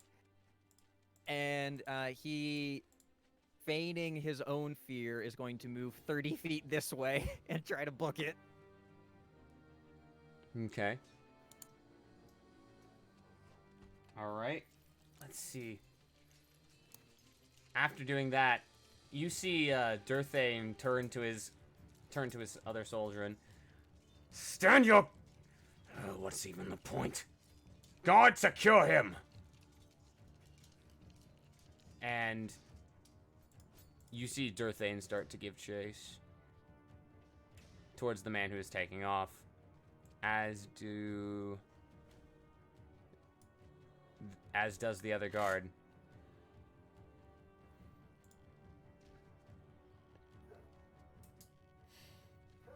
All right. It is now his turn. The other man, just barely realizing what's going on, he's gonna be like, he is going to take...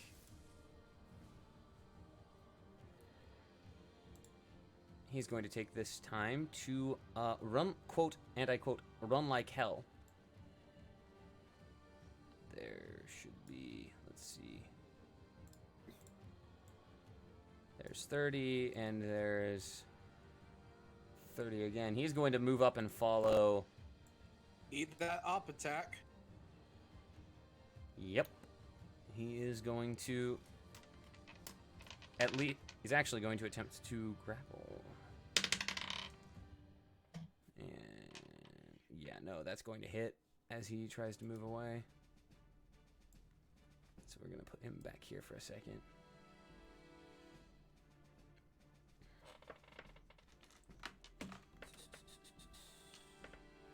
Let's see, quarterstaff.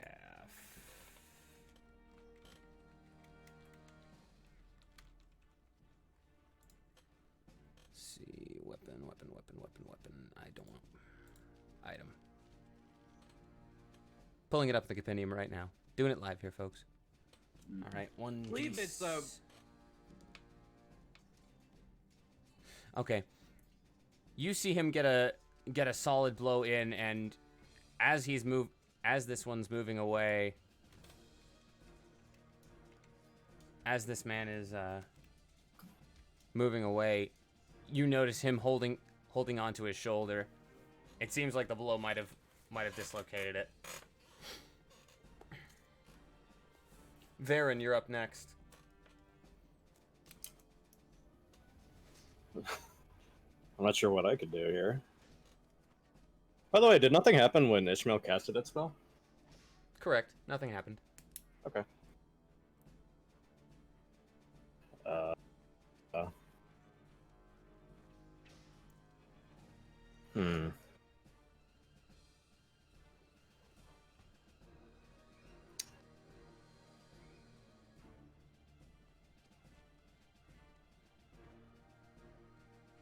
I guess just following along as the Lackeyan situation, Varen's just gonna follow Ishmael.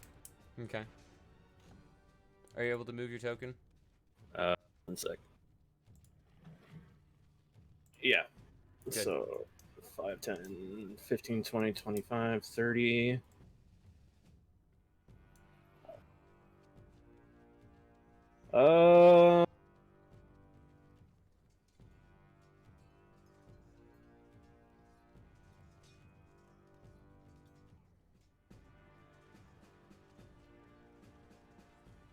Hmm.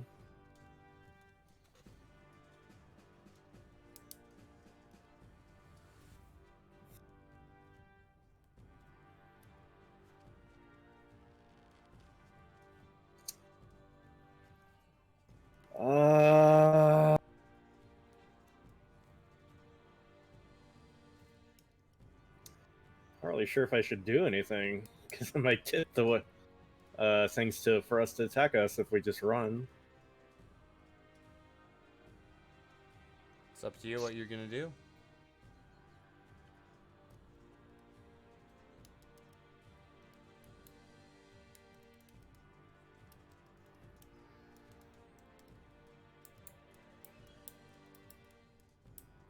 I'll just use a dash action to move a little more forward, and that's it.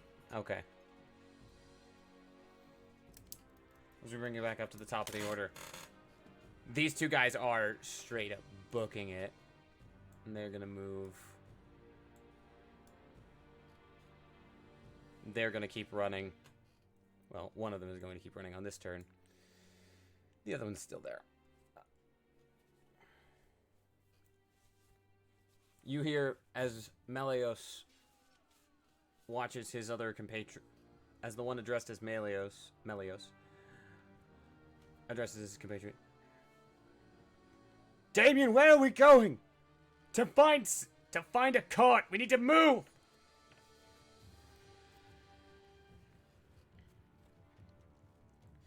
And he has left that. He has just booked it. Heading down through the forest, the woods that surrounds the villa. Varen and Ishmael, you see him start turning to the north. Okay. All right.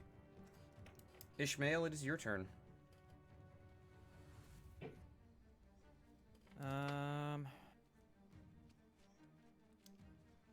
Let me see here.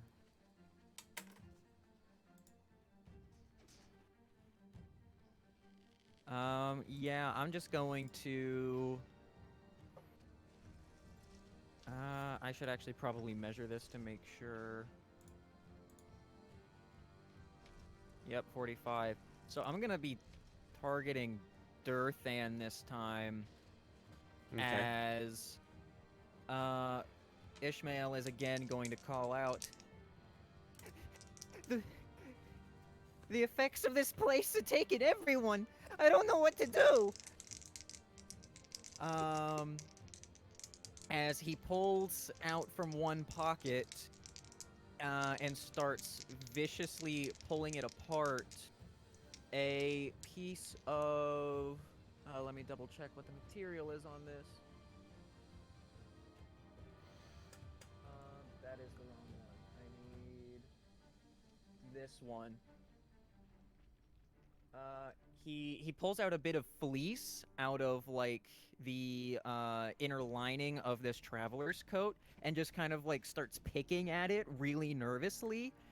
And verbal somatic material, he is going to target Durthan with the spell Phantasmal Force. Okay.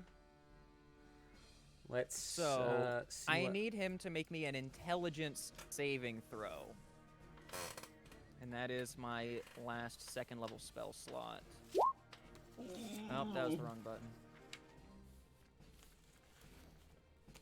You said intelligence? Yes, intelligence.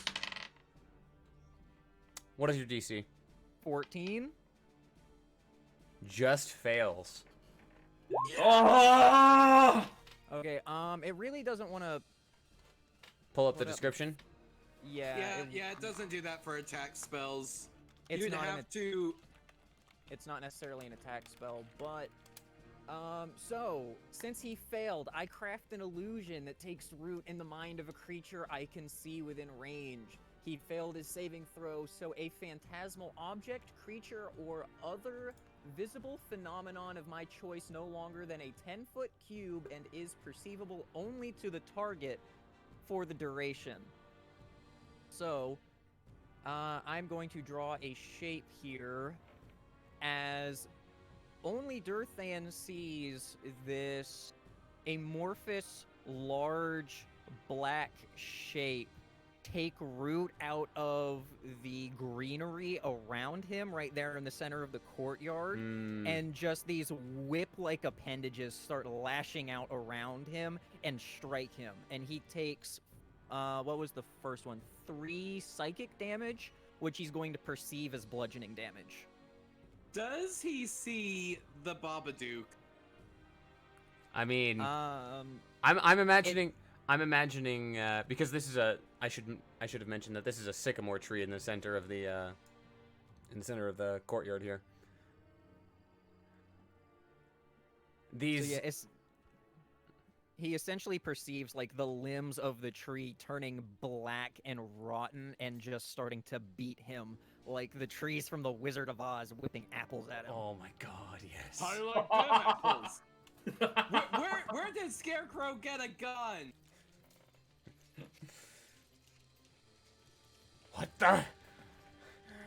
What madness is this? And I actually need to roll something. I'm actually going to be adding a modifier to that since it was a higher level spell. Okay, that's that. Add 5 for the second level. And I haven't moved yet.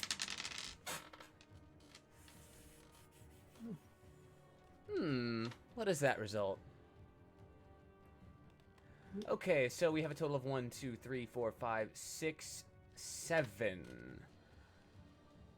Well, I need to use the thing.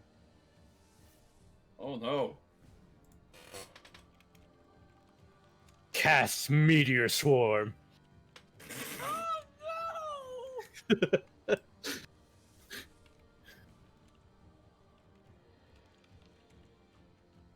Rocks fall. Everyone dies.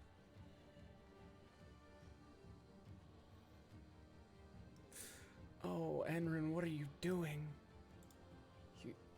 Oh, dear Thane, you sorry son of a gun.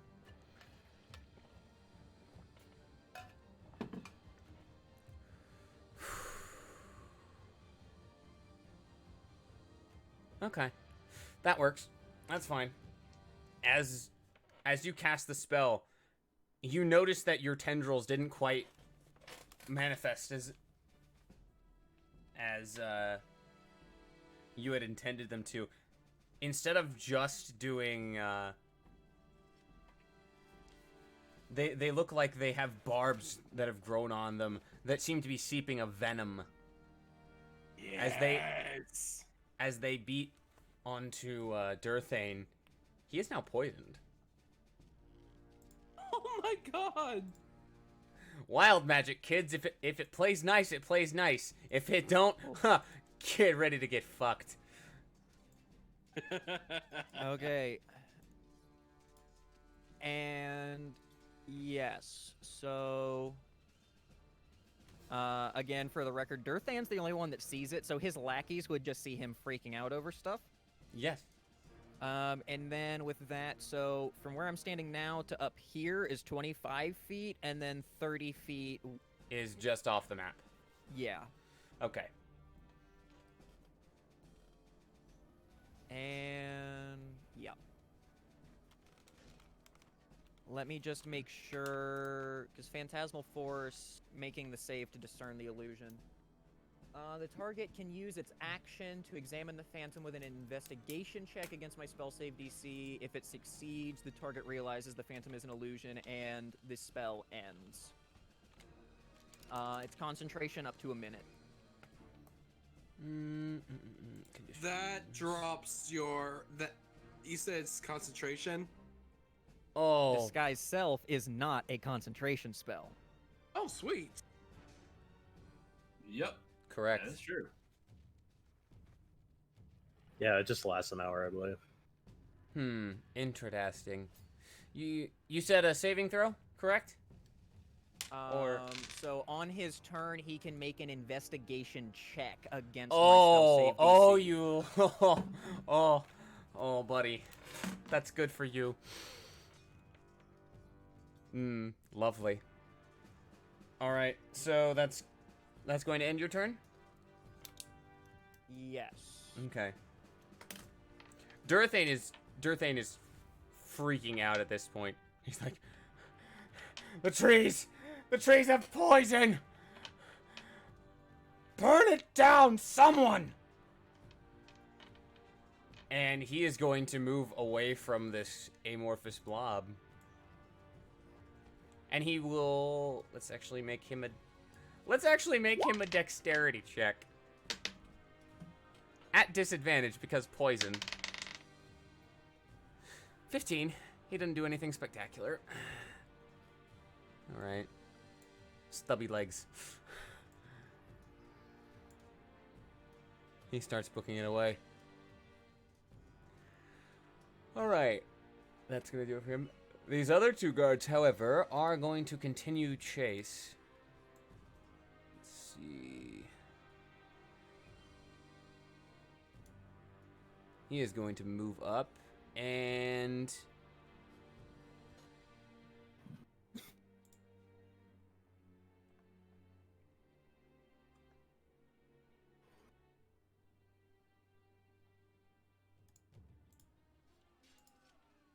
let's see, where are we at? Where are we at with this?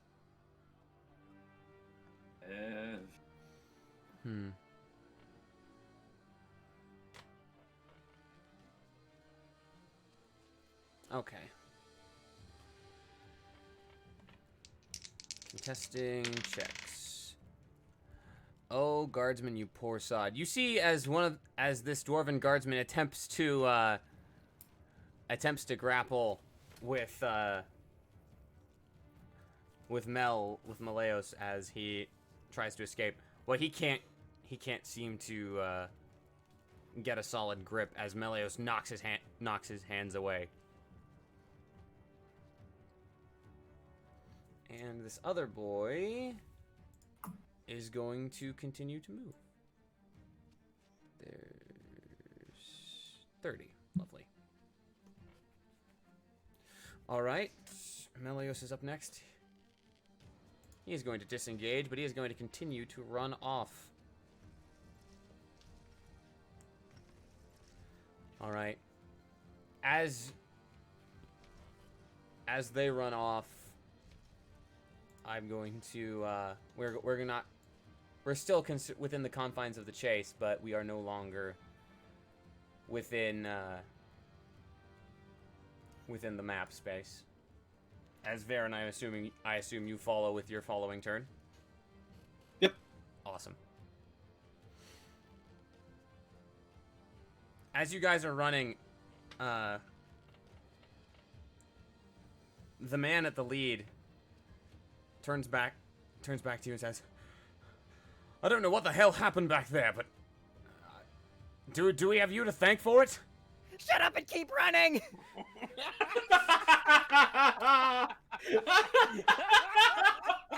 And there... Shut up and keep running. Episode title, Christopher? Possibly. You guys do eventually find a cart, but you hear in the distance, alarm bells starting to ring.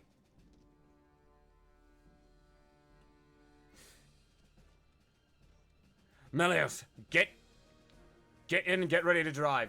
It's hooked up to a mule. We have one shot. We have one shot to get out of here. Come on! Into the cart! Let's go! And Ishmael, since you would be the closest to him, he is going to assist you. I need you to make an athletics check. Assisting? Do I get advantage? Yes. Okay, good. My athletics isn't negative like most parts would be, but it's a good thing because that's a 7 or a 14. with the 14, you feel your foot slip for half a moment, but that's when Damien just single arm pulls you into the cart, and you hit the front of it. Come on! And Varen, I need you to make an athletics check as well. Oh, already. 22. Yeah, Varen, you just right in stride it as you run, as if you were gonna take off for a long jump. You land with little balance, with no balance issues whatsoever as you jump into the cart. And time to make a vehicle check for this lad to see how well he wants to do it. Good. Good. All right, Melios, we're in. Let's move. Damien shouts at the driver, Melios. And the cart starts moving.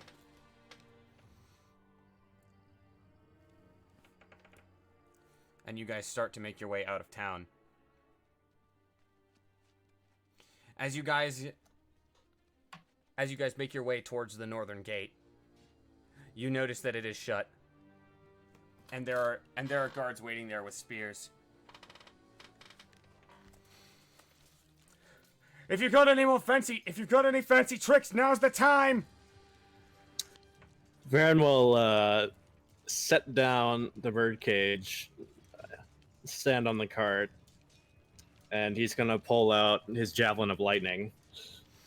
And he's gonna huck it at the gate. Okay. Easy come, easy go. Let's roll it.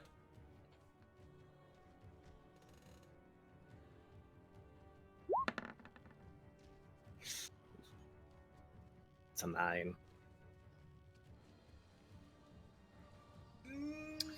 It falls just short. Damn it! I could have said something. God damn it! Do you use your command word? Would it be too late? It probably is. It'll be too late to change the roll, but it could help you guys escape. Well, here's the thing. Could I burn a fighting spirit to give myself advantage?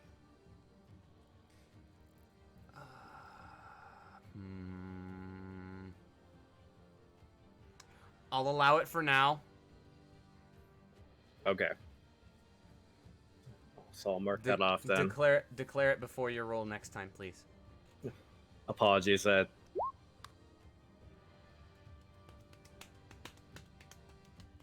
Okay. So I'll give myself temporary hit points, and then I'll speak the command word, and it'll be a 20. As you hurl this javelin, it strikes the middle of the gate, and the lightning bolt literally blasts it open. And the dwarves scatter to avoid the shattered chunks of wood that are blasted away from it. I actually need to make a check for Melios. Okay, that's good. Good enough. DC 13 it would be. And I'm actually gonna have him take. You see, Ishmael, as you guys drive out of the gate, you notice that there's a chunk of log lodged in this man's shoulder. As you guys keep driving. Ooh. Okay, as we were passing the gate, was I able to see the javelin of lightning, like, stuck in the gate anywhere?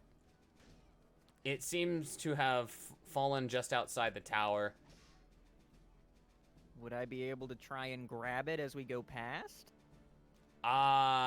From the cart? No. Shit.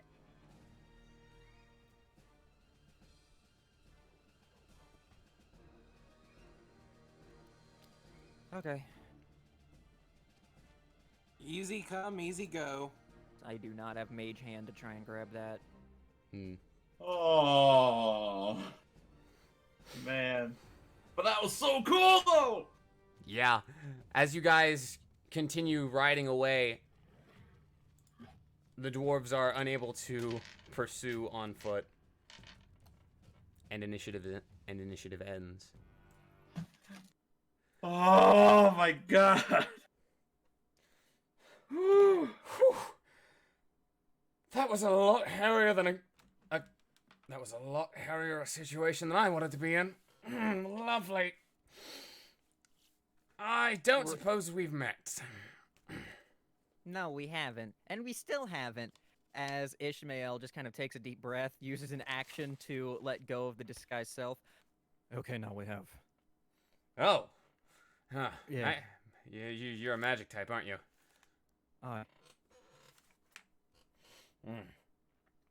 Well, that's interesting. I don't suppose. Wait, you ain't got that hawk. You aren't friends of Lady Niobe, are you? If you are, we got some discussing to do. We've got,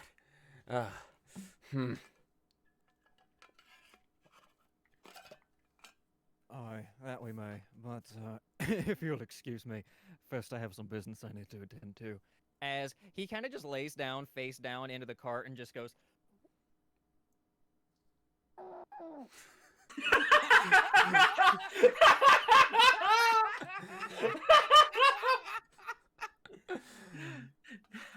Oh, yeah, that is quite the mood, guy. I would agree with you on that.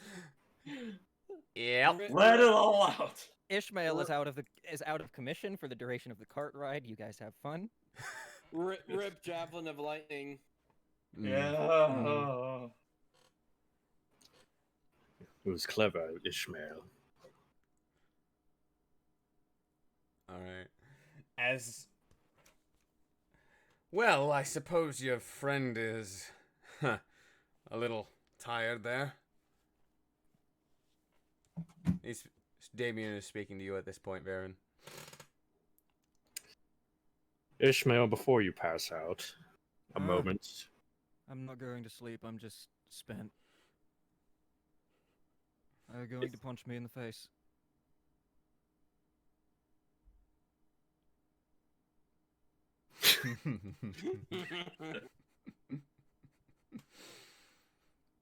If you have anything to deal with, maybe when we're safely out of sight of the city would be a good idea. Yeah. Yeah, that makes sense.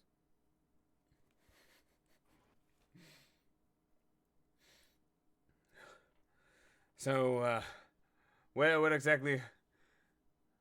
Unless you're from another city and actually just wandered here on foot, I assume you have a camp nearby? Yes. Thank the divine. All right. Give Melios point Melios in the right direction. Oh. All right, Varen will move up and steer Melios where to go. After about an hour on the cart, you end up returning to the camp where you had moved the camp, I should say. Rugar, Trinket, Johan, before all of this happens, as you guys are passing the day, trying just like keeping watch out around here, you notice that Fuzal has not left her tent, and Sidari has basically been content to stay outside, dressing the animals he hunted earlier in the day.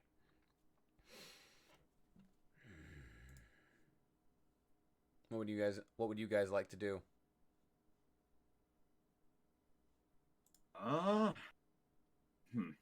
Well, Trinket is avoiding Sidari because she doesn't like him.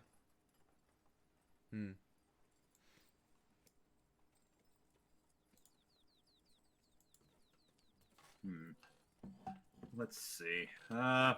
Rugar's just for the first part of this, he's been jotting down in his journal just filling in stuff here and there, and he just kind of looks up and notices Trinket's not.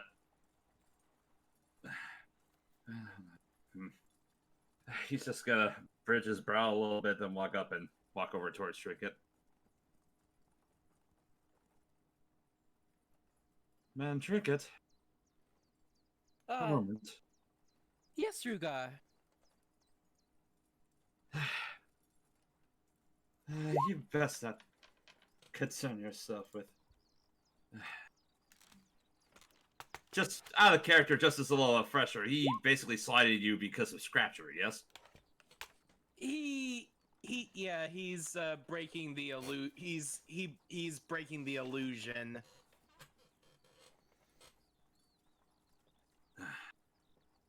Well, if it's any consolation to you, I am curious about Rapture.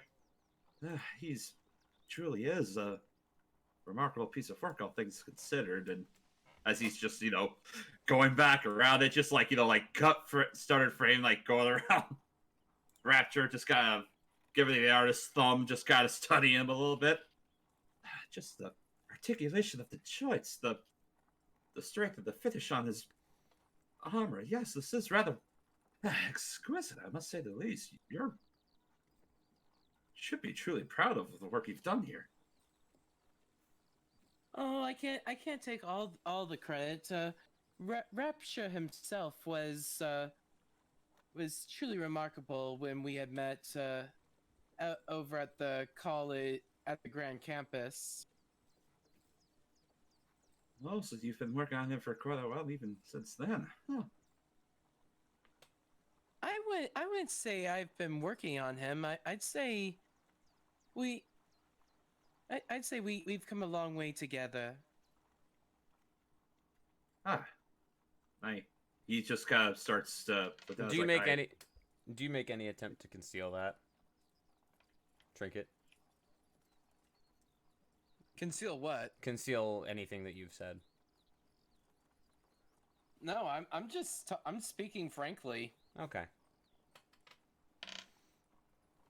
I'm just gonna roll him a perception. No, he's not. You think you make a perception check. All right, here I go. Whoop, that is not what I'm trying to do there. No, I'm not casting a spell. 1 second, I need to step away and turn on my lights. I'll be right back at the table in a second.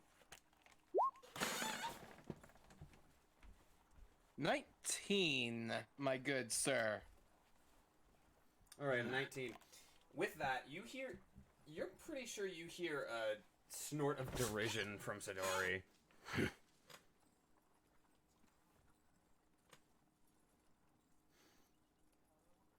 I appreciate the absence of the peanut gallery. And I'd appreciate a fire giant not having taken over my home. We can't have everything we want now, can we?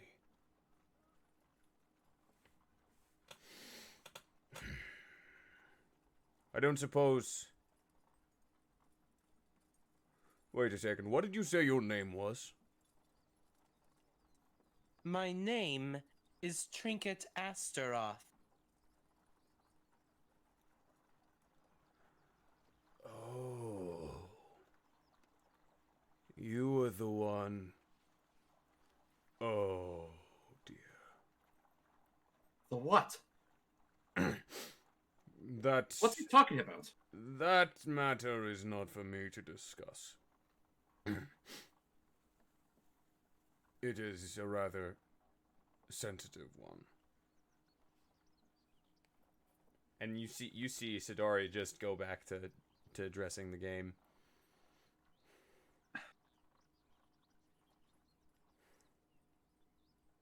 What's he talking about? Was that in regards to the...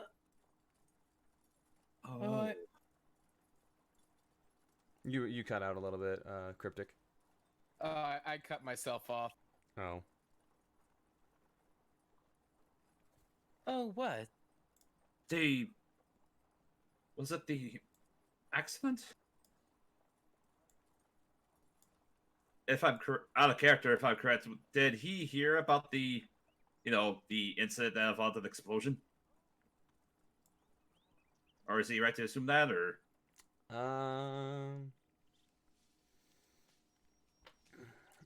Yeah, you could assume that he at least has an inkling that something happened. I'd say with an insight check, you could determine what exactly. Okay. He might be referring to. Insight check. That's an 18. Yeah, his eyes are firmly grasped on that. Like he's trying to block out the fact that he knows a magic something important happened involving Trinket at the Grand Campus. What exactly happened, though? I was working on a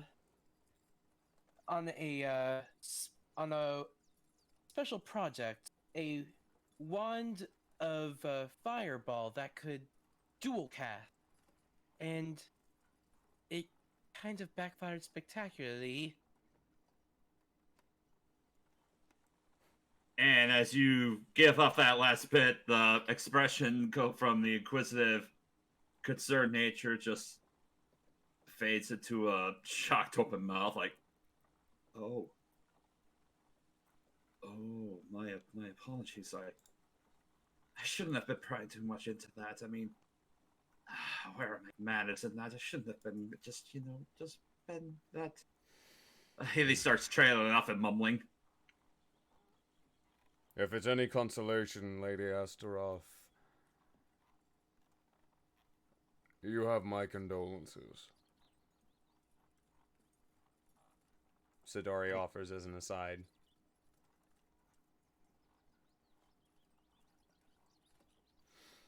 Above game, I'm trying to figure out how to roleplay it because Trinket is under the delusion that that Rapture was able to survive, is still alive through Scrapture. Oh. Above game. Oh. In game, Rurkar does not know this yet, so. Lives were lost at that. I'm sorry. As Sidori says that, you guys hear a cart approaching in the distance. Oh, they're back.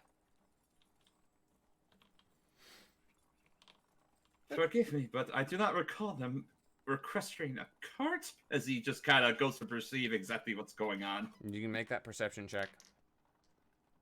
Yup. That's a natural 1 for 4. Nah, the snapping of twigs must just be a tree falling. And immediately he looks up just to be like, okay, where's it falling? Wait, what?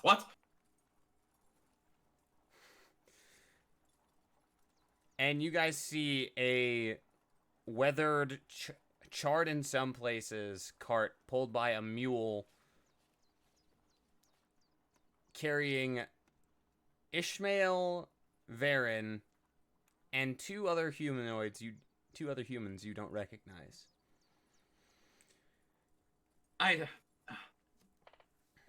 Varen! Take the 12, you're still alive, and he just immediately starts running up towards the cart. Is Ishmael currently still laying down the cart, or is he standing up at this point? At this point, he's seated. He still looks kind of out of it. Like he's still kind of processing everything that just happened.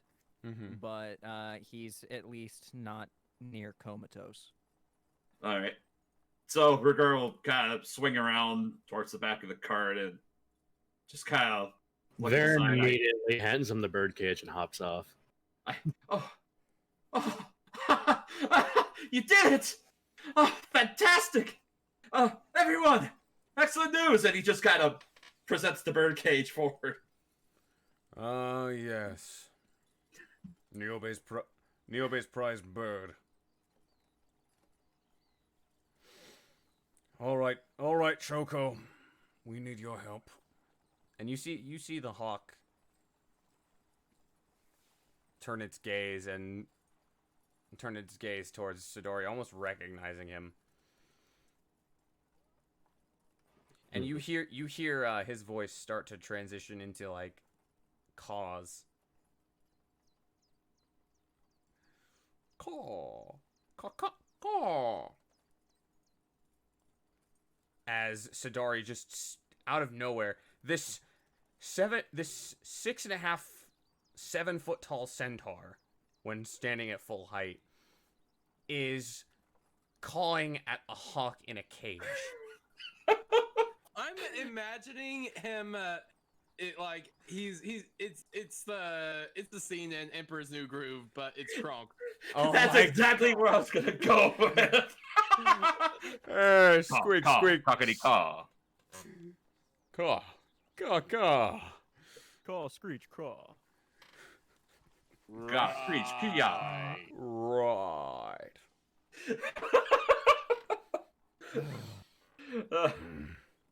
Ishmael just kind of looks on. It's like If you- Burston never left. Rigor immediately just reaches into his pack and he kind of shuffles around a little bit. Yes, and We he'll need to- pull we out the need- paper and his ink pen and then present it to him. I assume a messenger bird is only as good as the message it carries, so he'll present the paper and Correct. the pen for them to write the message. Correct. It's a little small for my hand to use. If you would write it out for me, I would appreciate it. Your pens. Oh, of course.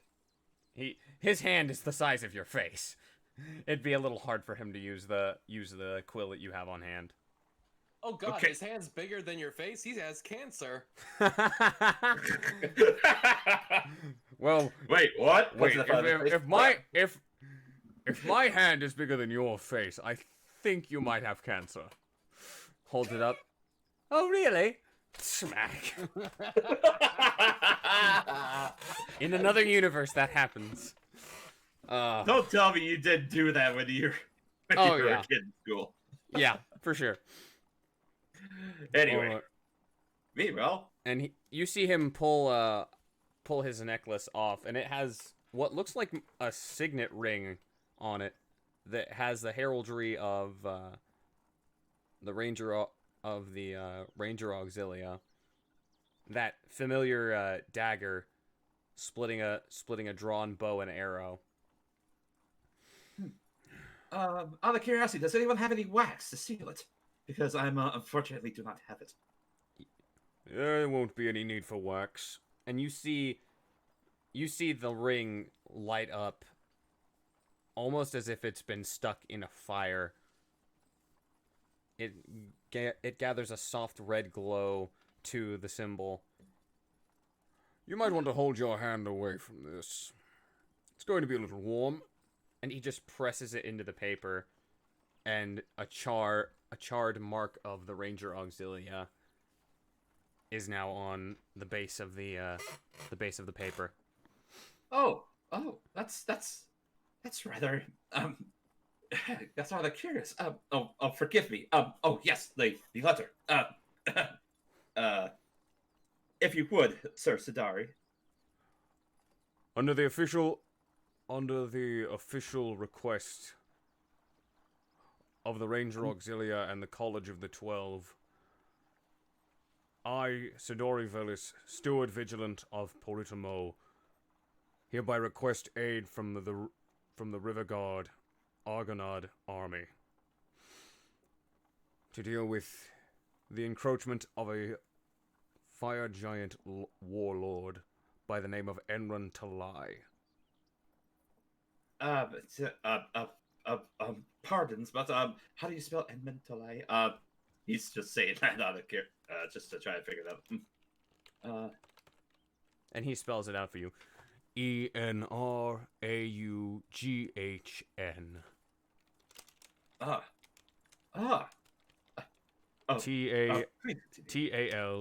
TALAEI. And I typed yes, it in. I typed it in the chat there for you. Thank you. Please continue. With with all due haste, I request that you send any available forces to help liberate the town. Lady Niobe is already on the way to meet you at Gatesbridge. Please make haste. Please make haste. And put my name again at the bottom. Signed, Sadari Velis, Correct. Steward Vigilant of the Ranger Auxiliary. Correct. All right, he'll take the paper and then present it to Sadari. All right, Choco. Fly. Wait, Choco? Bo?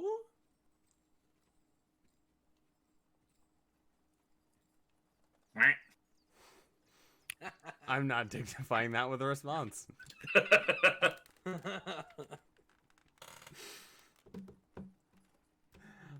As he casts this Harrier Hawk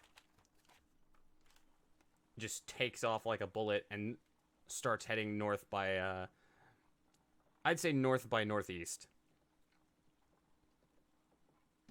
If we were to equate it to direct translation to on a compass rose. Mm-hmm. All right. In the meantime, I suppose you would be one of the guardsmen from the city? Oh, Steward Vigilant. Pleasure as always.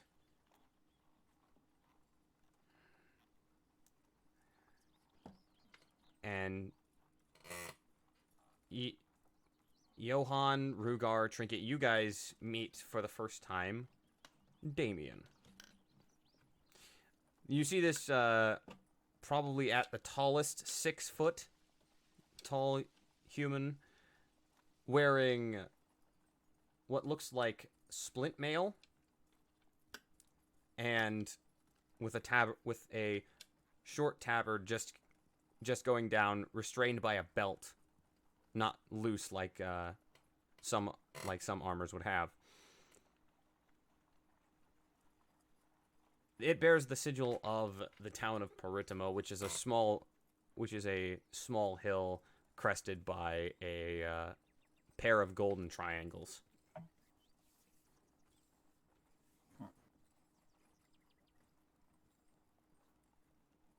So Johann, just waking up now, would walk out of his tent. So I take it you all survived.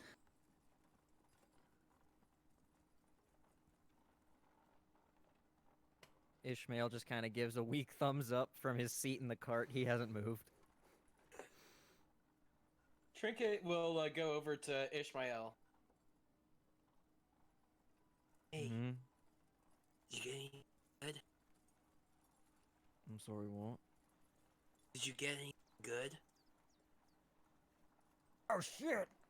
As he just like bolts up and goes, okay, so, introductions in order. Everyone do that first, but I did get something. I think it's probably going to be good if we can break the lock.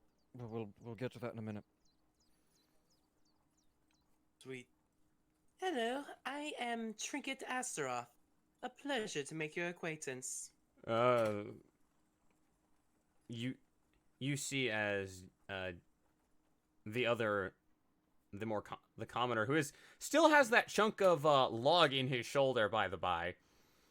Oh, that was him. Oh, fuck. the driver of the cart, who is down. Oh, not to try to steal the spotlight here, but anyone have any methods of healing? I kind of have a thing.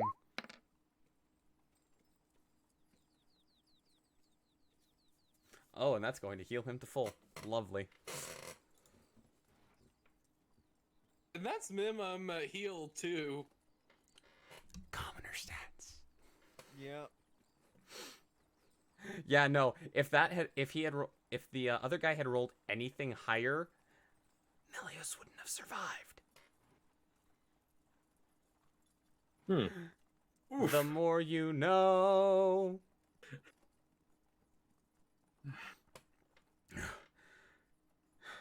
Many thanks. My name's Melius. I'm a farmer from around here. Well, I used to be. That and something of a painter. Until the fire giants came. They stopped letting me paint after that. Everything changed when we came here. Said that I wouldn't be needing to waste time. I would be needing to be putting all myself to work at farming. No, I'm not a fan. I liked my painting. It was fun. Don't you fucking dare, Mela.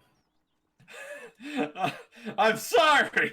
There was a bit there. And I know. Do it. I had to. I was gonna say everything changed when the fire Everything giants changed the attacked. fire giants attack. Yep, there's the Avatar reference. Yep. That's good shit. That's good shit. So the question is,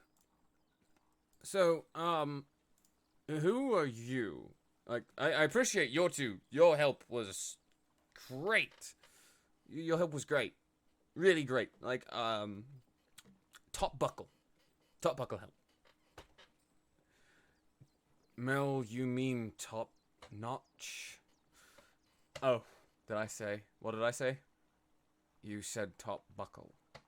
It's the same thing. No, it's not.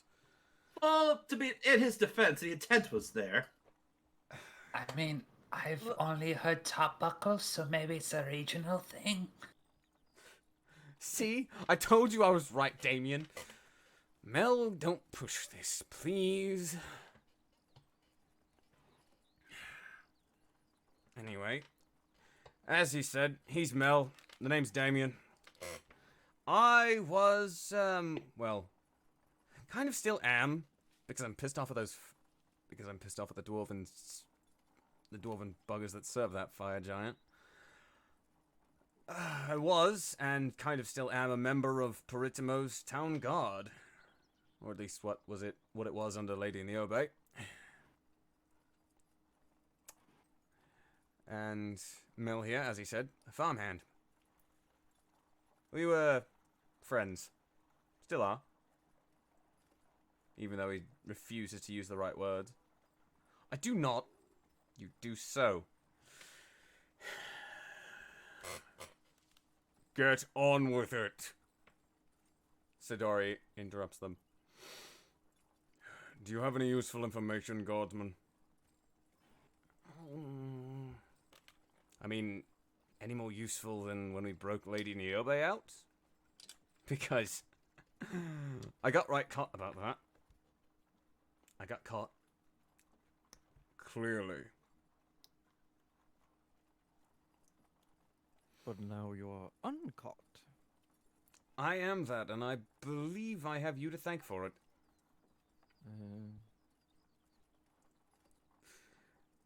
No, but seriously, you should have seen what Durthane was doing.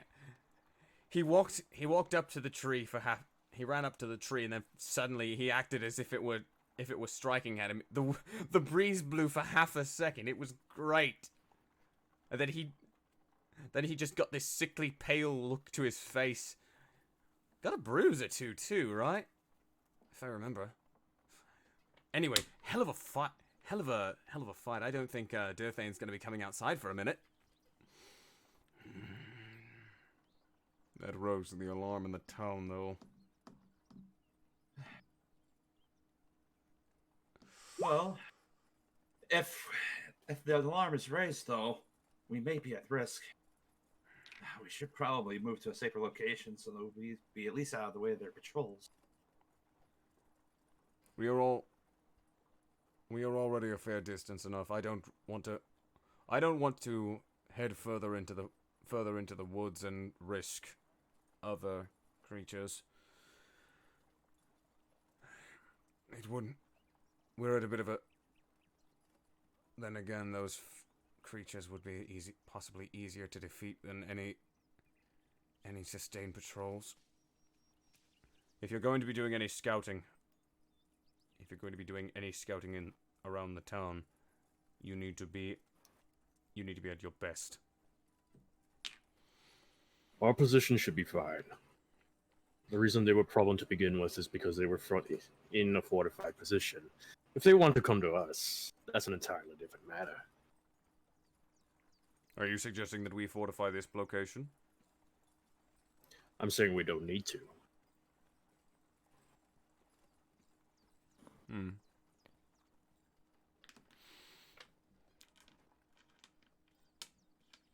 I suppose you lot are taking the lead. Anyway, I've got dinner. The rest of you can continue with your socialization. And Sadari just heads over towards one of the campfires by Fuzal's tent. All right then. Ishmael kind of pipes up as he roots around in his bag of holding and pulls out that scroll case with a padlock on it. I have no idea what's in here. I would like to fix that problem. I hold out. Trinket holds out her thieves' tools. One way to find out. All right. Are you proficient with them? Yes, I am. Lovely. Go ahead and what would that be? Would that be considered a sleight of hand, or would that just be a straight dex? I would say it would be a dex check. plus the pro. Yeah. Yeah, tools typically have their own check, not necessarily a skill. Yeah. Roll a 1d20 and add your. Oh, Jesus, 9. I saw that modifier for a second. Ha. Yikes. Yeah, that's still. After trying for a bit, you're not really getting anywhere with this particular padlock, with that particular check. And as you're going through, you feel like you're probably exhausting your options here for a minute before you basically not quite give up on it, but just leave it for a moment. I'll try it again later. Quick question, Ishmael. Where did you find that scroll? So, when we got in there... Sorry, give me a moment to collect myself. Wait, hold on. Is it literally just a padlock? It is. Very well, look over to Johan. Johan, Oh, yes. borrow you for a moment. Okay. And he'll walk over. Very well, grab the scroll case, and you'll hold the edge of it to on a stump. Use a hammer on the lock. You sure this isn't magical in any way? As I look at the lock, is there any arcane engines on it or anything like that? Investigation check. I think if it was, then it may have triggered whenever Trinket tried to open it with her tools. I suppose so. Investigation. 8. Doesn't seem to be any markings. This looks like a handmade lock. It looks. There's tell of fire giant handicraft about it. What with black iron and all, but it doesn't seem to have any etchings of any kind in it. I'd say just break it open. Johan's gonna shrug. I don't live long enough to worry about consequences anyways. And he is going to try to break off the lock. So I Okay. just roll Strength my check. maul. Yeah, roll your Oh, maul. just- Roll your okay. maul. 10. Yeah. That'll do it.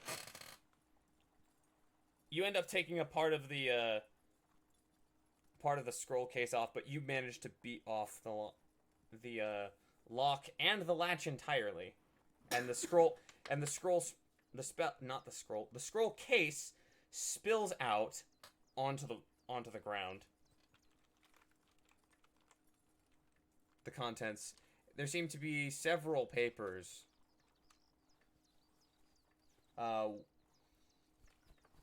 I'd say you could roll an investigation check to see if anything catches your eye. I would like to do that, yes. Ditto.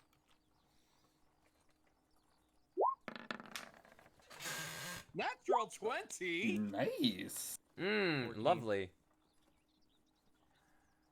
Trinket. probably don't. Okay. I will put this in your journal then.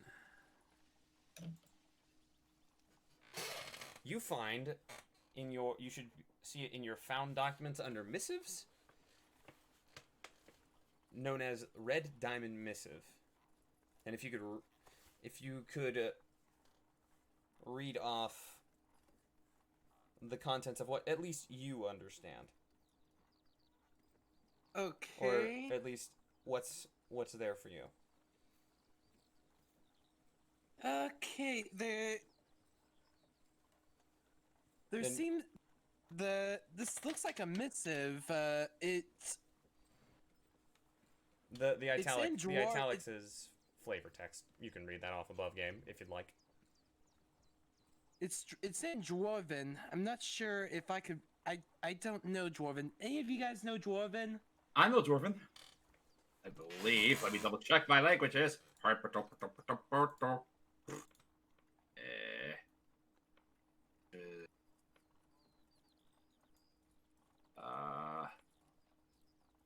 Yep.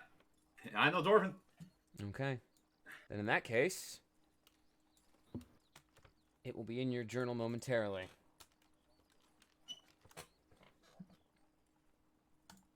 It should also be in your journal now. I see it. Ha! Thalai searches for a power that may even be able to make war on Her Majesty.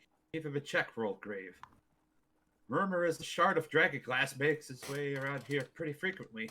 You might be able to seize it and grant the Lady of the Red Diamond. Grant it to the Lady of the Red Diamond. Oh no.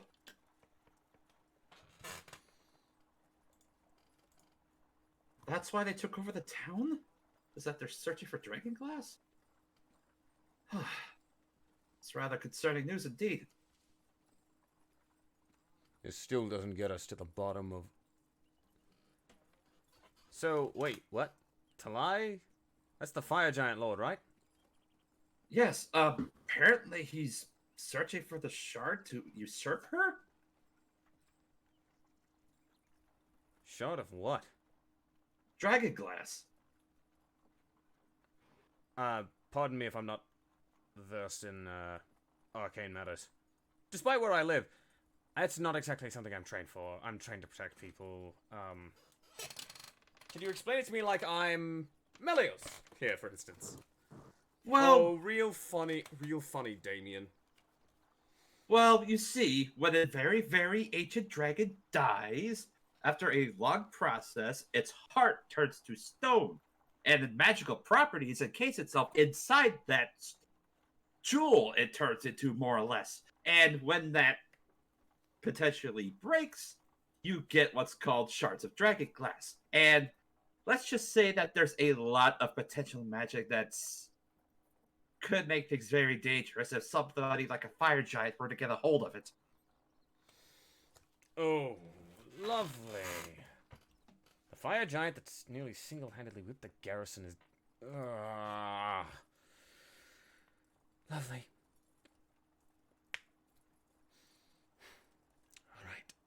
Alright. So, does this mean... What would Dragonglass even look like? Mighty voice in the sky? From That info I knew that I rolled a nat 20 on, would I know? Roll me an intelligence check. Again. Roll me an intelligence check. Okay.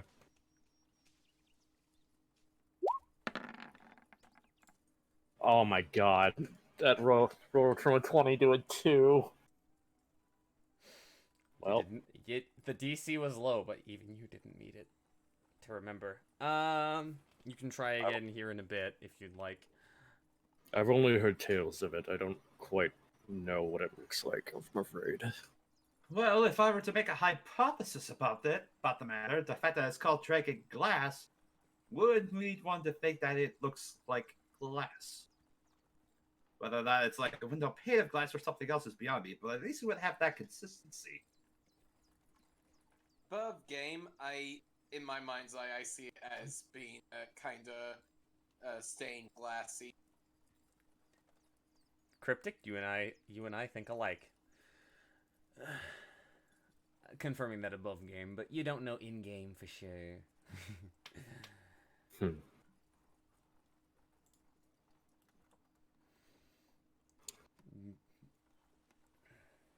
So is there anything that we can do than like wait to see if this Dragonglass shows up or for the army to arrive?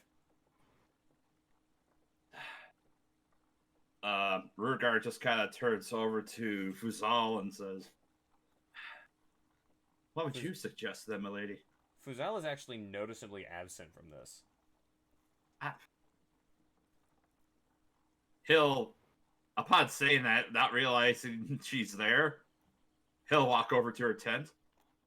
Mm-hmm.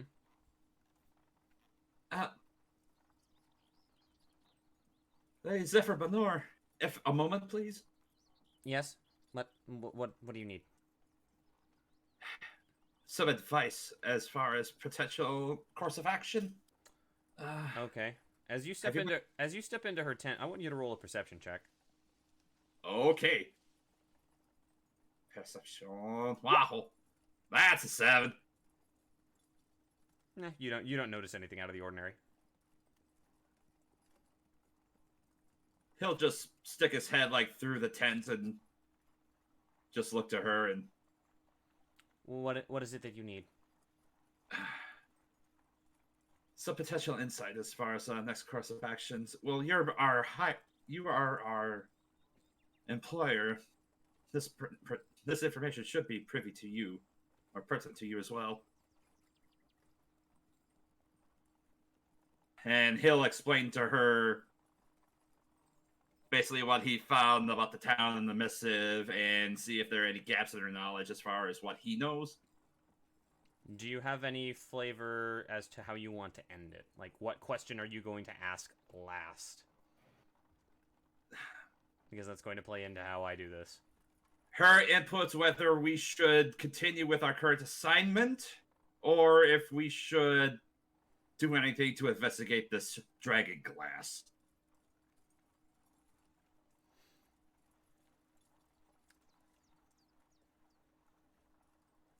As you ask her, as you mention investigating Dragonglass, you notice her visibly tense. Why would you want to investigate an artifact of that power, of that nature? I don't carry that in the caravan. That kind of a thing is only trusted to higher-ranking wizards, to high-ranking wizards within the college.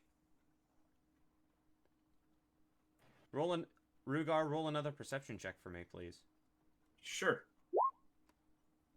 Oh, that's a insight. Sorry. Perception.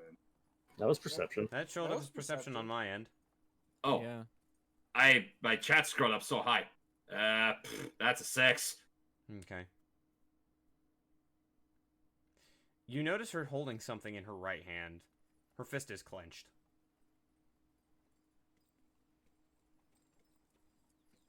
He'll visibly make eye contact at her fist and then look up to her.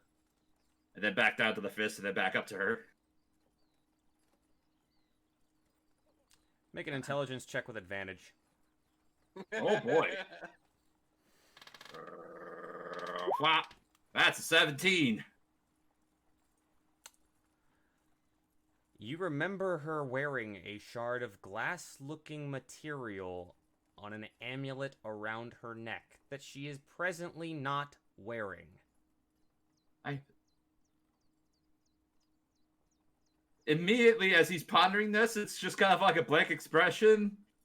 He'll eventually evolve that expression into the look of Enel from One Piece after he discovers Luffy's power. Like, ah! Wait! Oh, no. It's kind of interesting to hear that a fire giant's after you in your life. Don't you think? We're not safe here. They're after that. Well, they don't know that I'm supposed to be around here. They just know that I'm around the town. There's the missive said that a shard makes its way here pretty frequently, so... It's the end of my usual route. If I had been here 2 days earlier. Oh my god.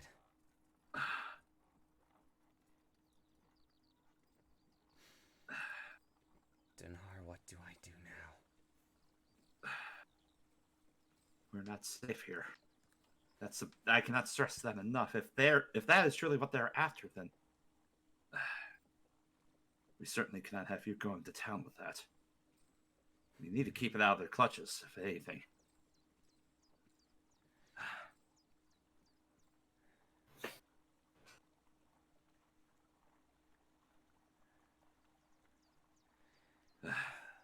I don't know what to do.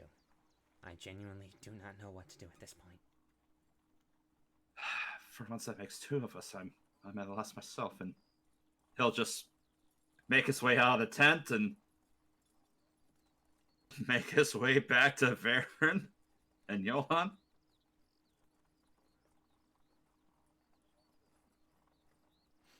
Fuzal follows shortly after. She's still holding the amulet in her hand and not wearing it. Nice of you to join us. It's been brought to my attention. The reason why they attacked the town may have been closer to us than we think. And he'll turn to Fuzal.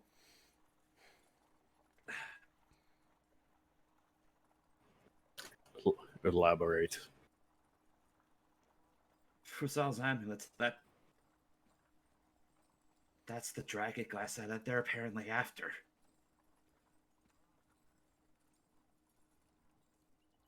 She's not safe here. If they caught wind that she's the one that possesses it, then... If I might add something. Please.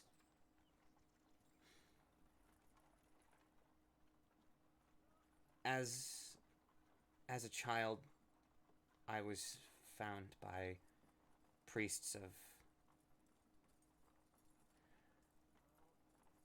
a group I don't want to go back to.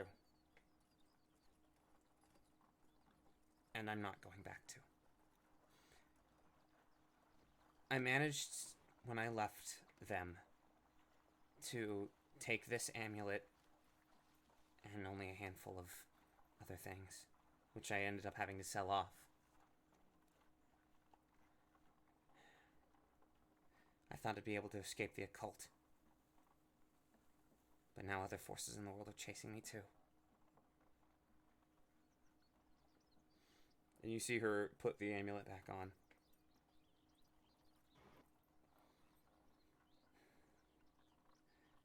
Have any of you ever heard of Vitalina? Have we, mighty voice in the sky? Make religion checks. Make religion checks with disadvantage. The only person who gets it straight is Varen. Okay. 12. Ooh, 6.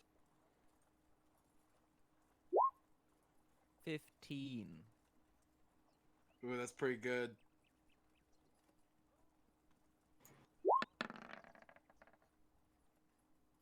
Ten.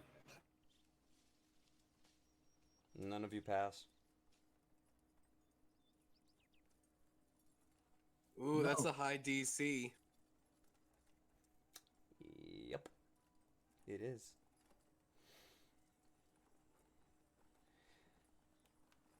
If you don't know, then I don't want to open your eyes to the horror that thing is. Or could be.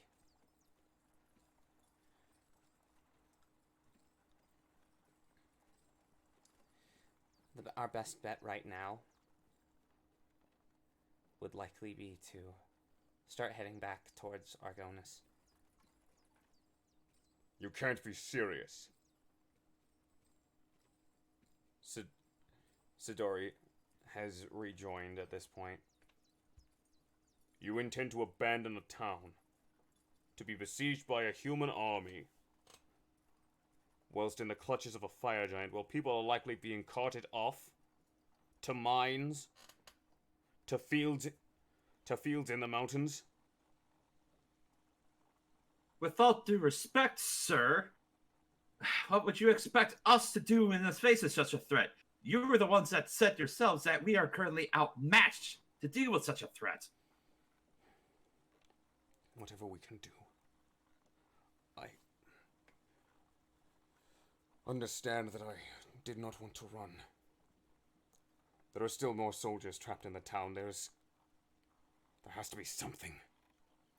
It is by the grace of the 12 that even Varen and Ishmael were able to make it through unscathed, of all things, but now that that apparently has been blown, what chance do we have to go back in there with just us?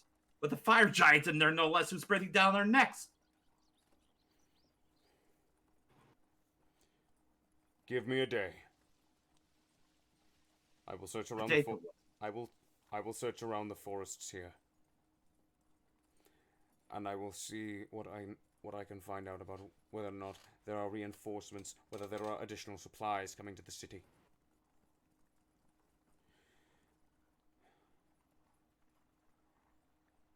Rugar just kind of looks over the... It might be a long shot, but there is another way that we can smuggle more captives out.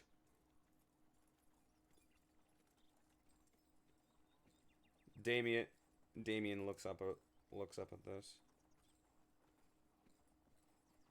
We burned that route. They know about it. They would have... You're talking about 5-6 people holding a tunnel against a garrison of more than 100? That's asking a little much, steward.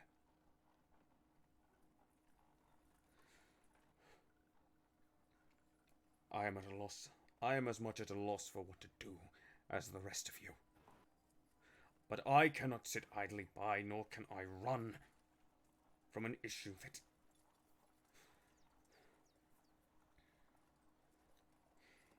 Give me a day to see if I can reconnoiter the area, see if there's anything else I can do to help you. But we need to find a way to get some more of the guardsmen out. You have to do it. We are under no... There is one more man. They were building gallows in the town square, you know that, right? Those guardsmen won't be alive forever.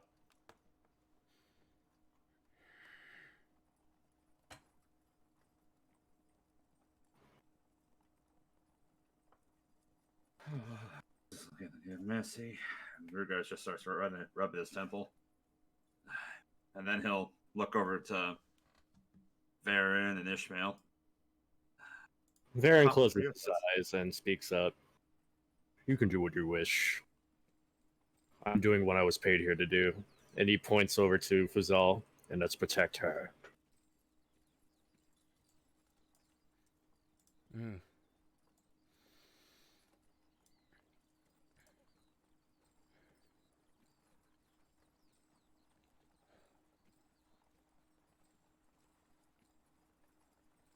It seems that it's up to you, Lady Dragonborn.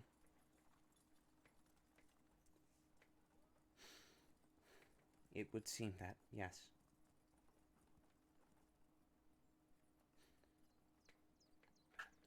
I understand this is not what you 5 signed on for, but if this being is after me, I can't expect you to blindly follow someone who is such a danger to everyone. Even for pay. To hell with the pay. The fire giant made this personal. I'll throw my lot in here if I have to.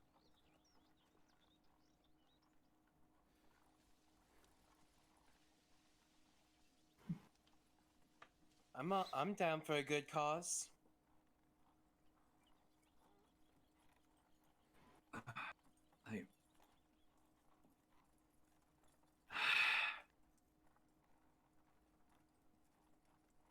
Well, I guess it would seem that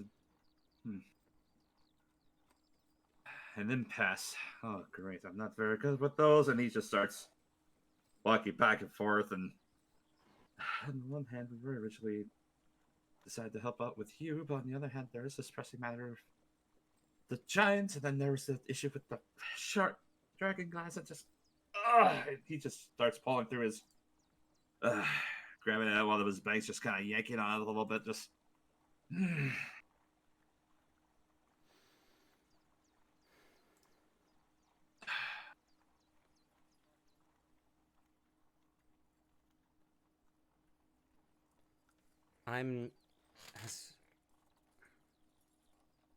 You don't have to stay. You don't. You're under no compulsion to do so. But I can't live my life running the whole time. I'd rather face this giant personally than what was in store for me with them.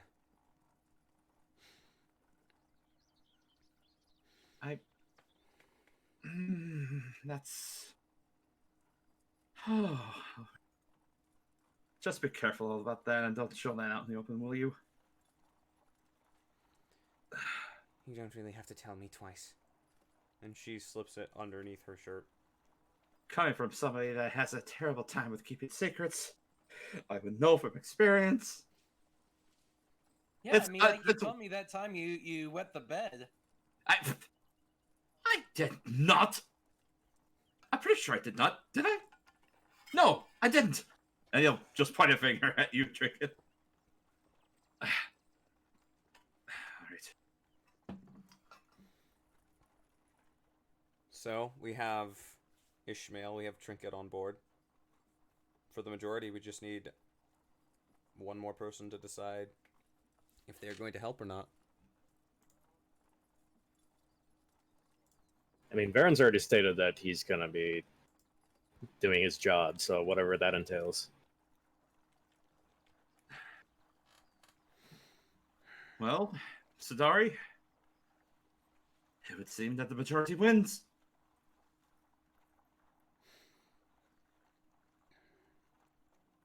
We're at your service, it would seem. All right, then. It would seem that our course is set. Hey, Jake, I would like to apologize. There is a thunderstorm going on in the background, so you will. It's all right. Hear That's some actually ambient. that's actually where we're ending the session tonight. Before that, real quick, Of course. Varen immediately cold clocks Ishmael.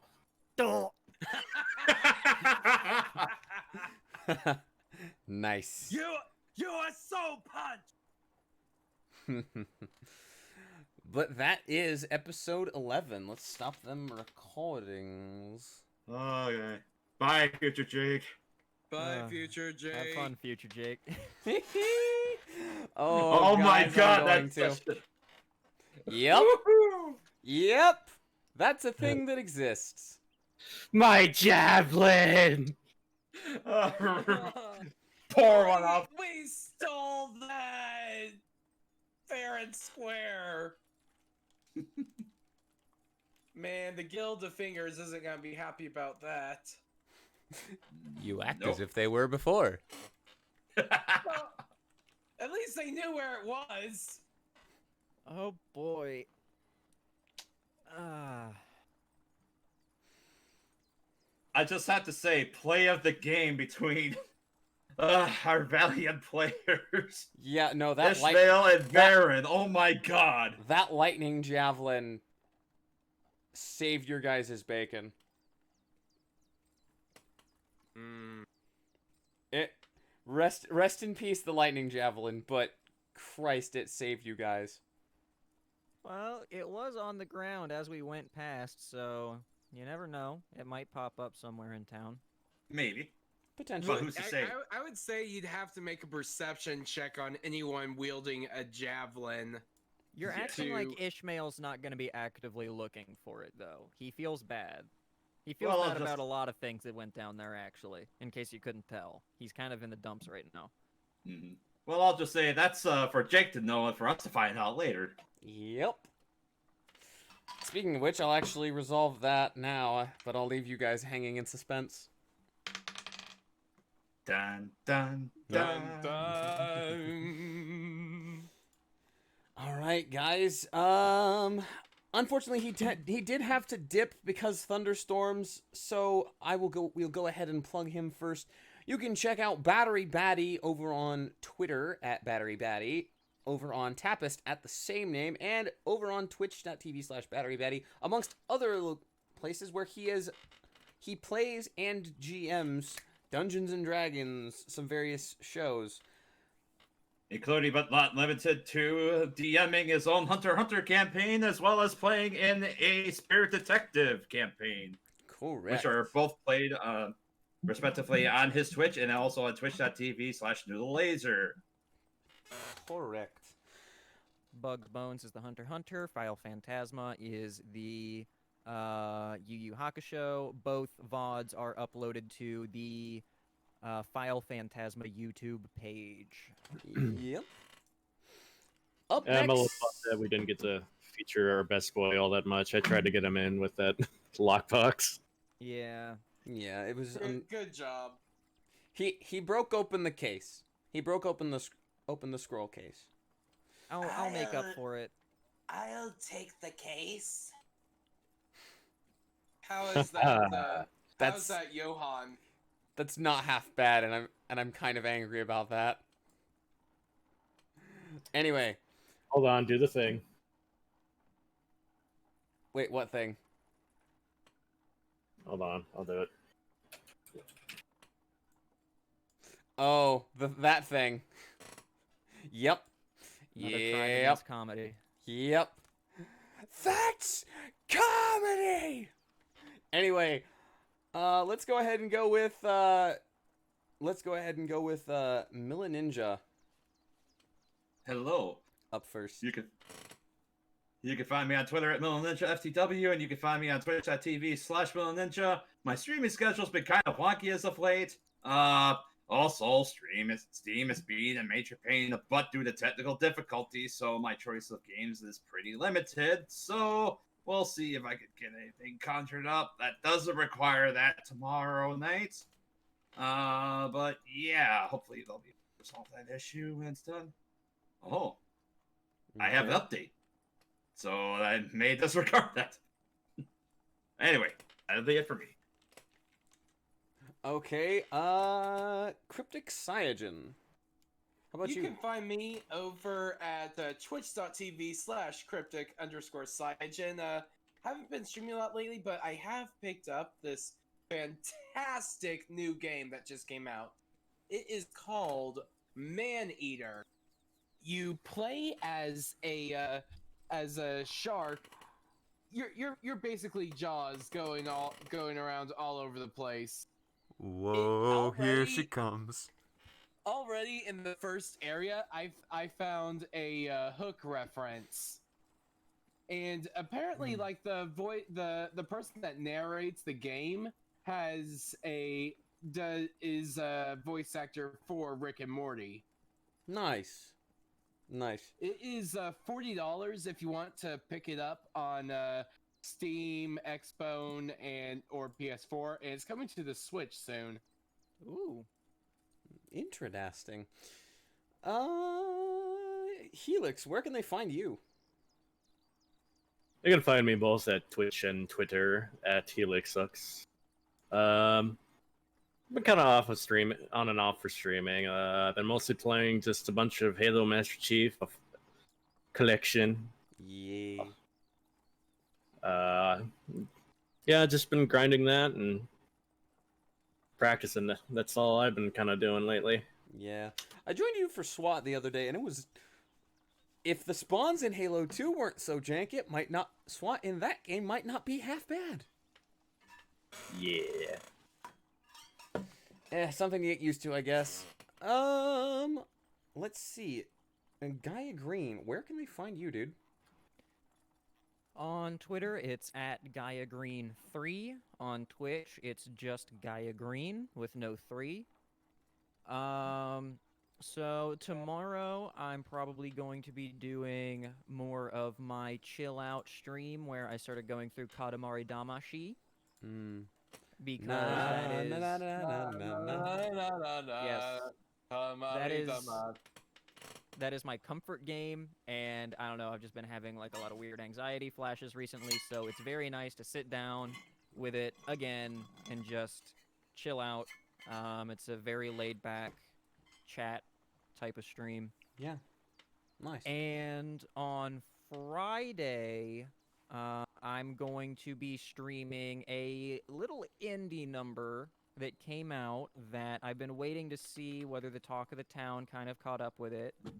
And it's free on Steam. It's called Helltaker. Okay. So I'm gonna be checking that little indie nugget out on Friday, and then depending on how long that takes, I may end up switching to grinding some stuff in Final Fantasy XIV. Also, we'll probably end up just doing other Final Fantasy XIV streams sporadically as I'm doing them, if nothing else is going on, chatting with some of my IRL friends. Okay. Cool. And of course, you can find me right here on twitch.tv/Jake, here streaming this wonderful show on Monday nights when car trouble doesn't F up my schedule, my DM prep schedule. That is the last thing I had. I've got a couple raid targets. I am letting the RNGs decide on who we're raiding tonight. I had 4 in mind, and it was the 3rd. Well, one other quick thing is, even though this was mentioned before, but our good boy Panda Assassin is yes. now going back to work. So even though he's currently not here with us, I think I'd like to shout him out to Good call. Both on Twitch and Twitter at Panda Assassin 123. He's a good boy when he's on, and he streams every so often. So if you want to go check him out too, so. Yeah, I got the hint, guys. I was going to let RNG decide, but we're going to go ahead and raid into him one Panda Assassin. Oh, speaking of that, I didn't realize he was on. Just say RIP Palisade.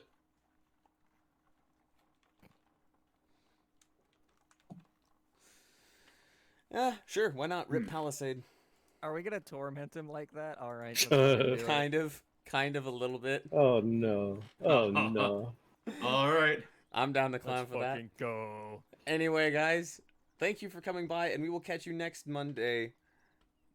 Yes. And come back where we pick up where we broke off from the Dealbreakers. Have a good night, guys. See ya.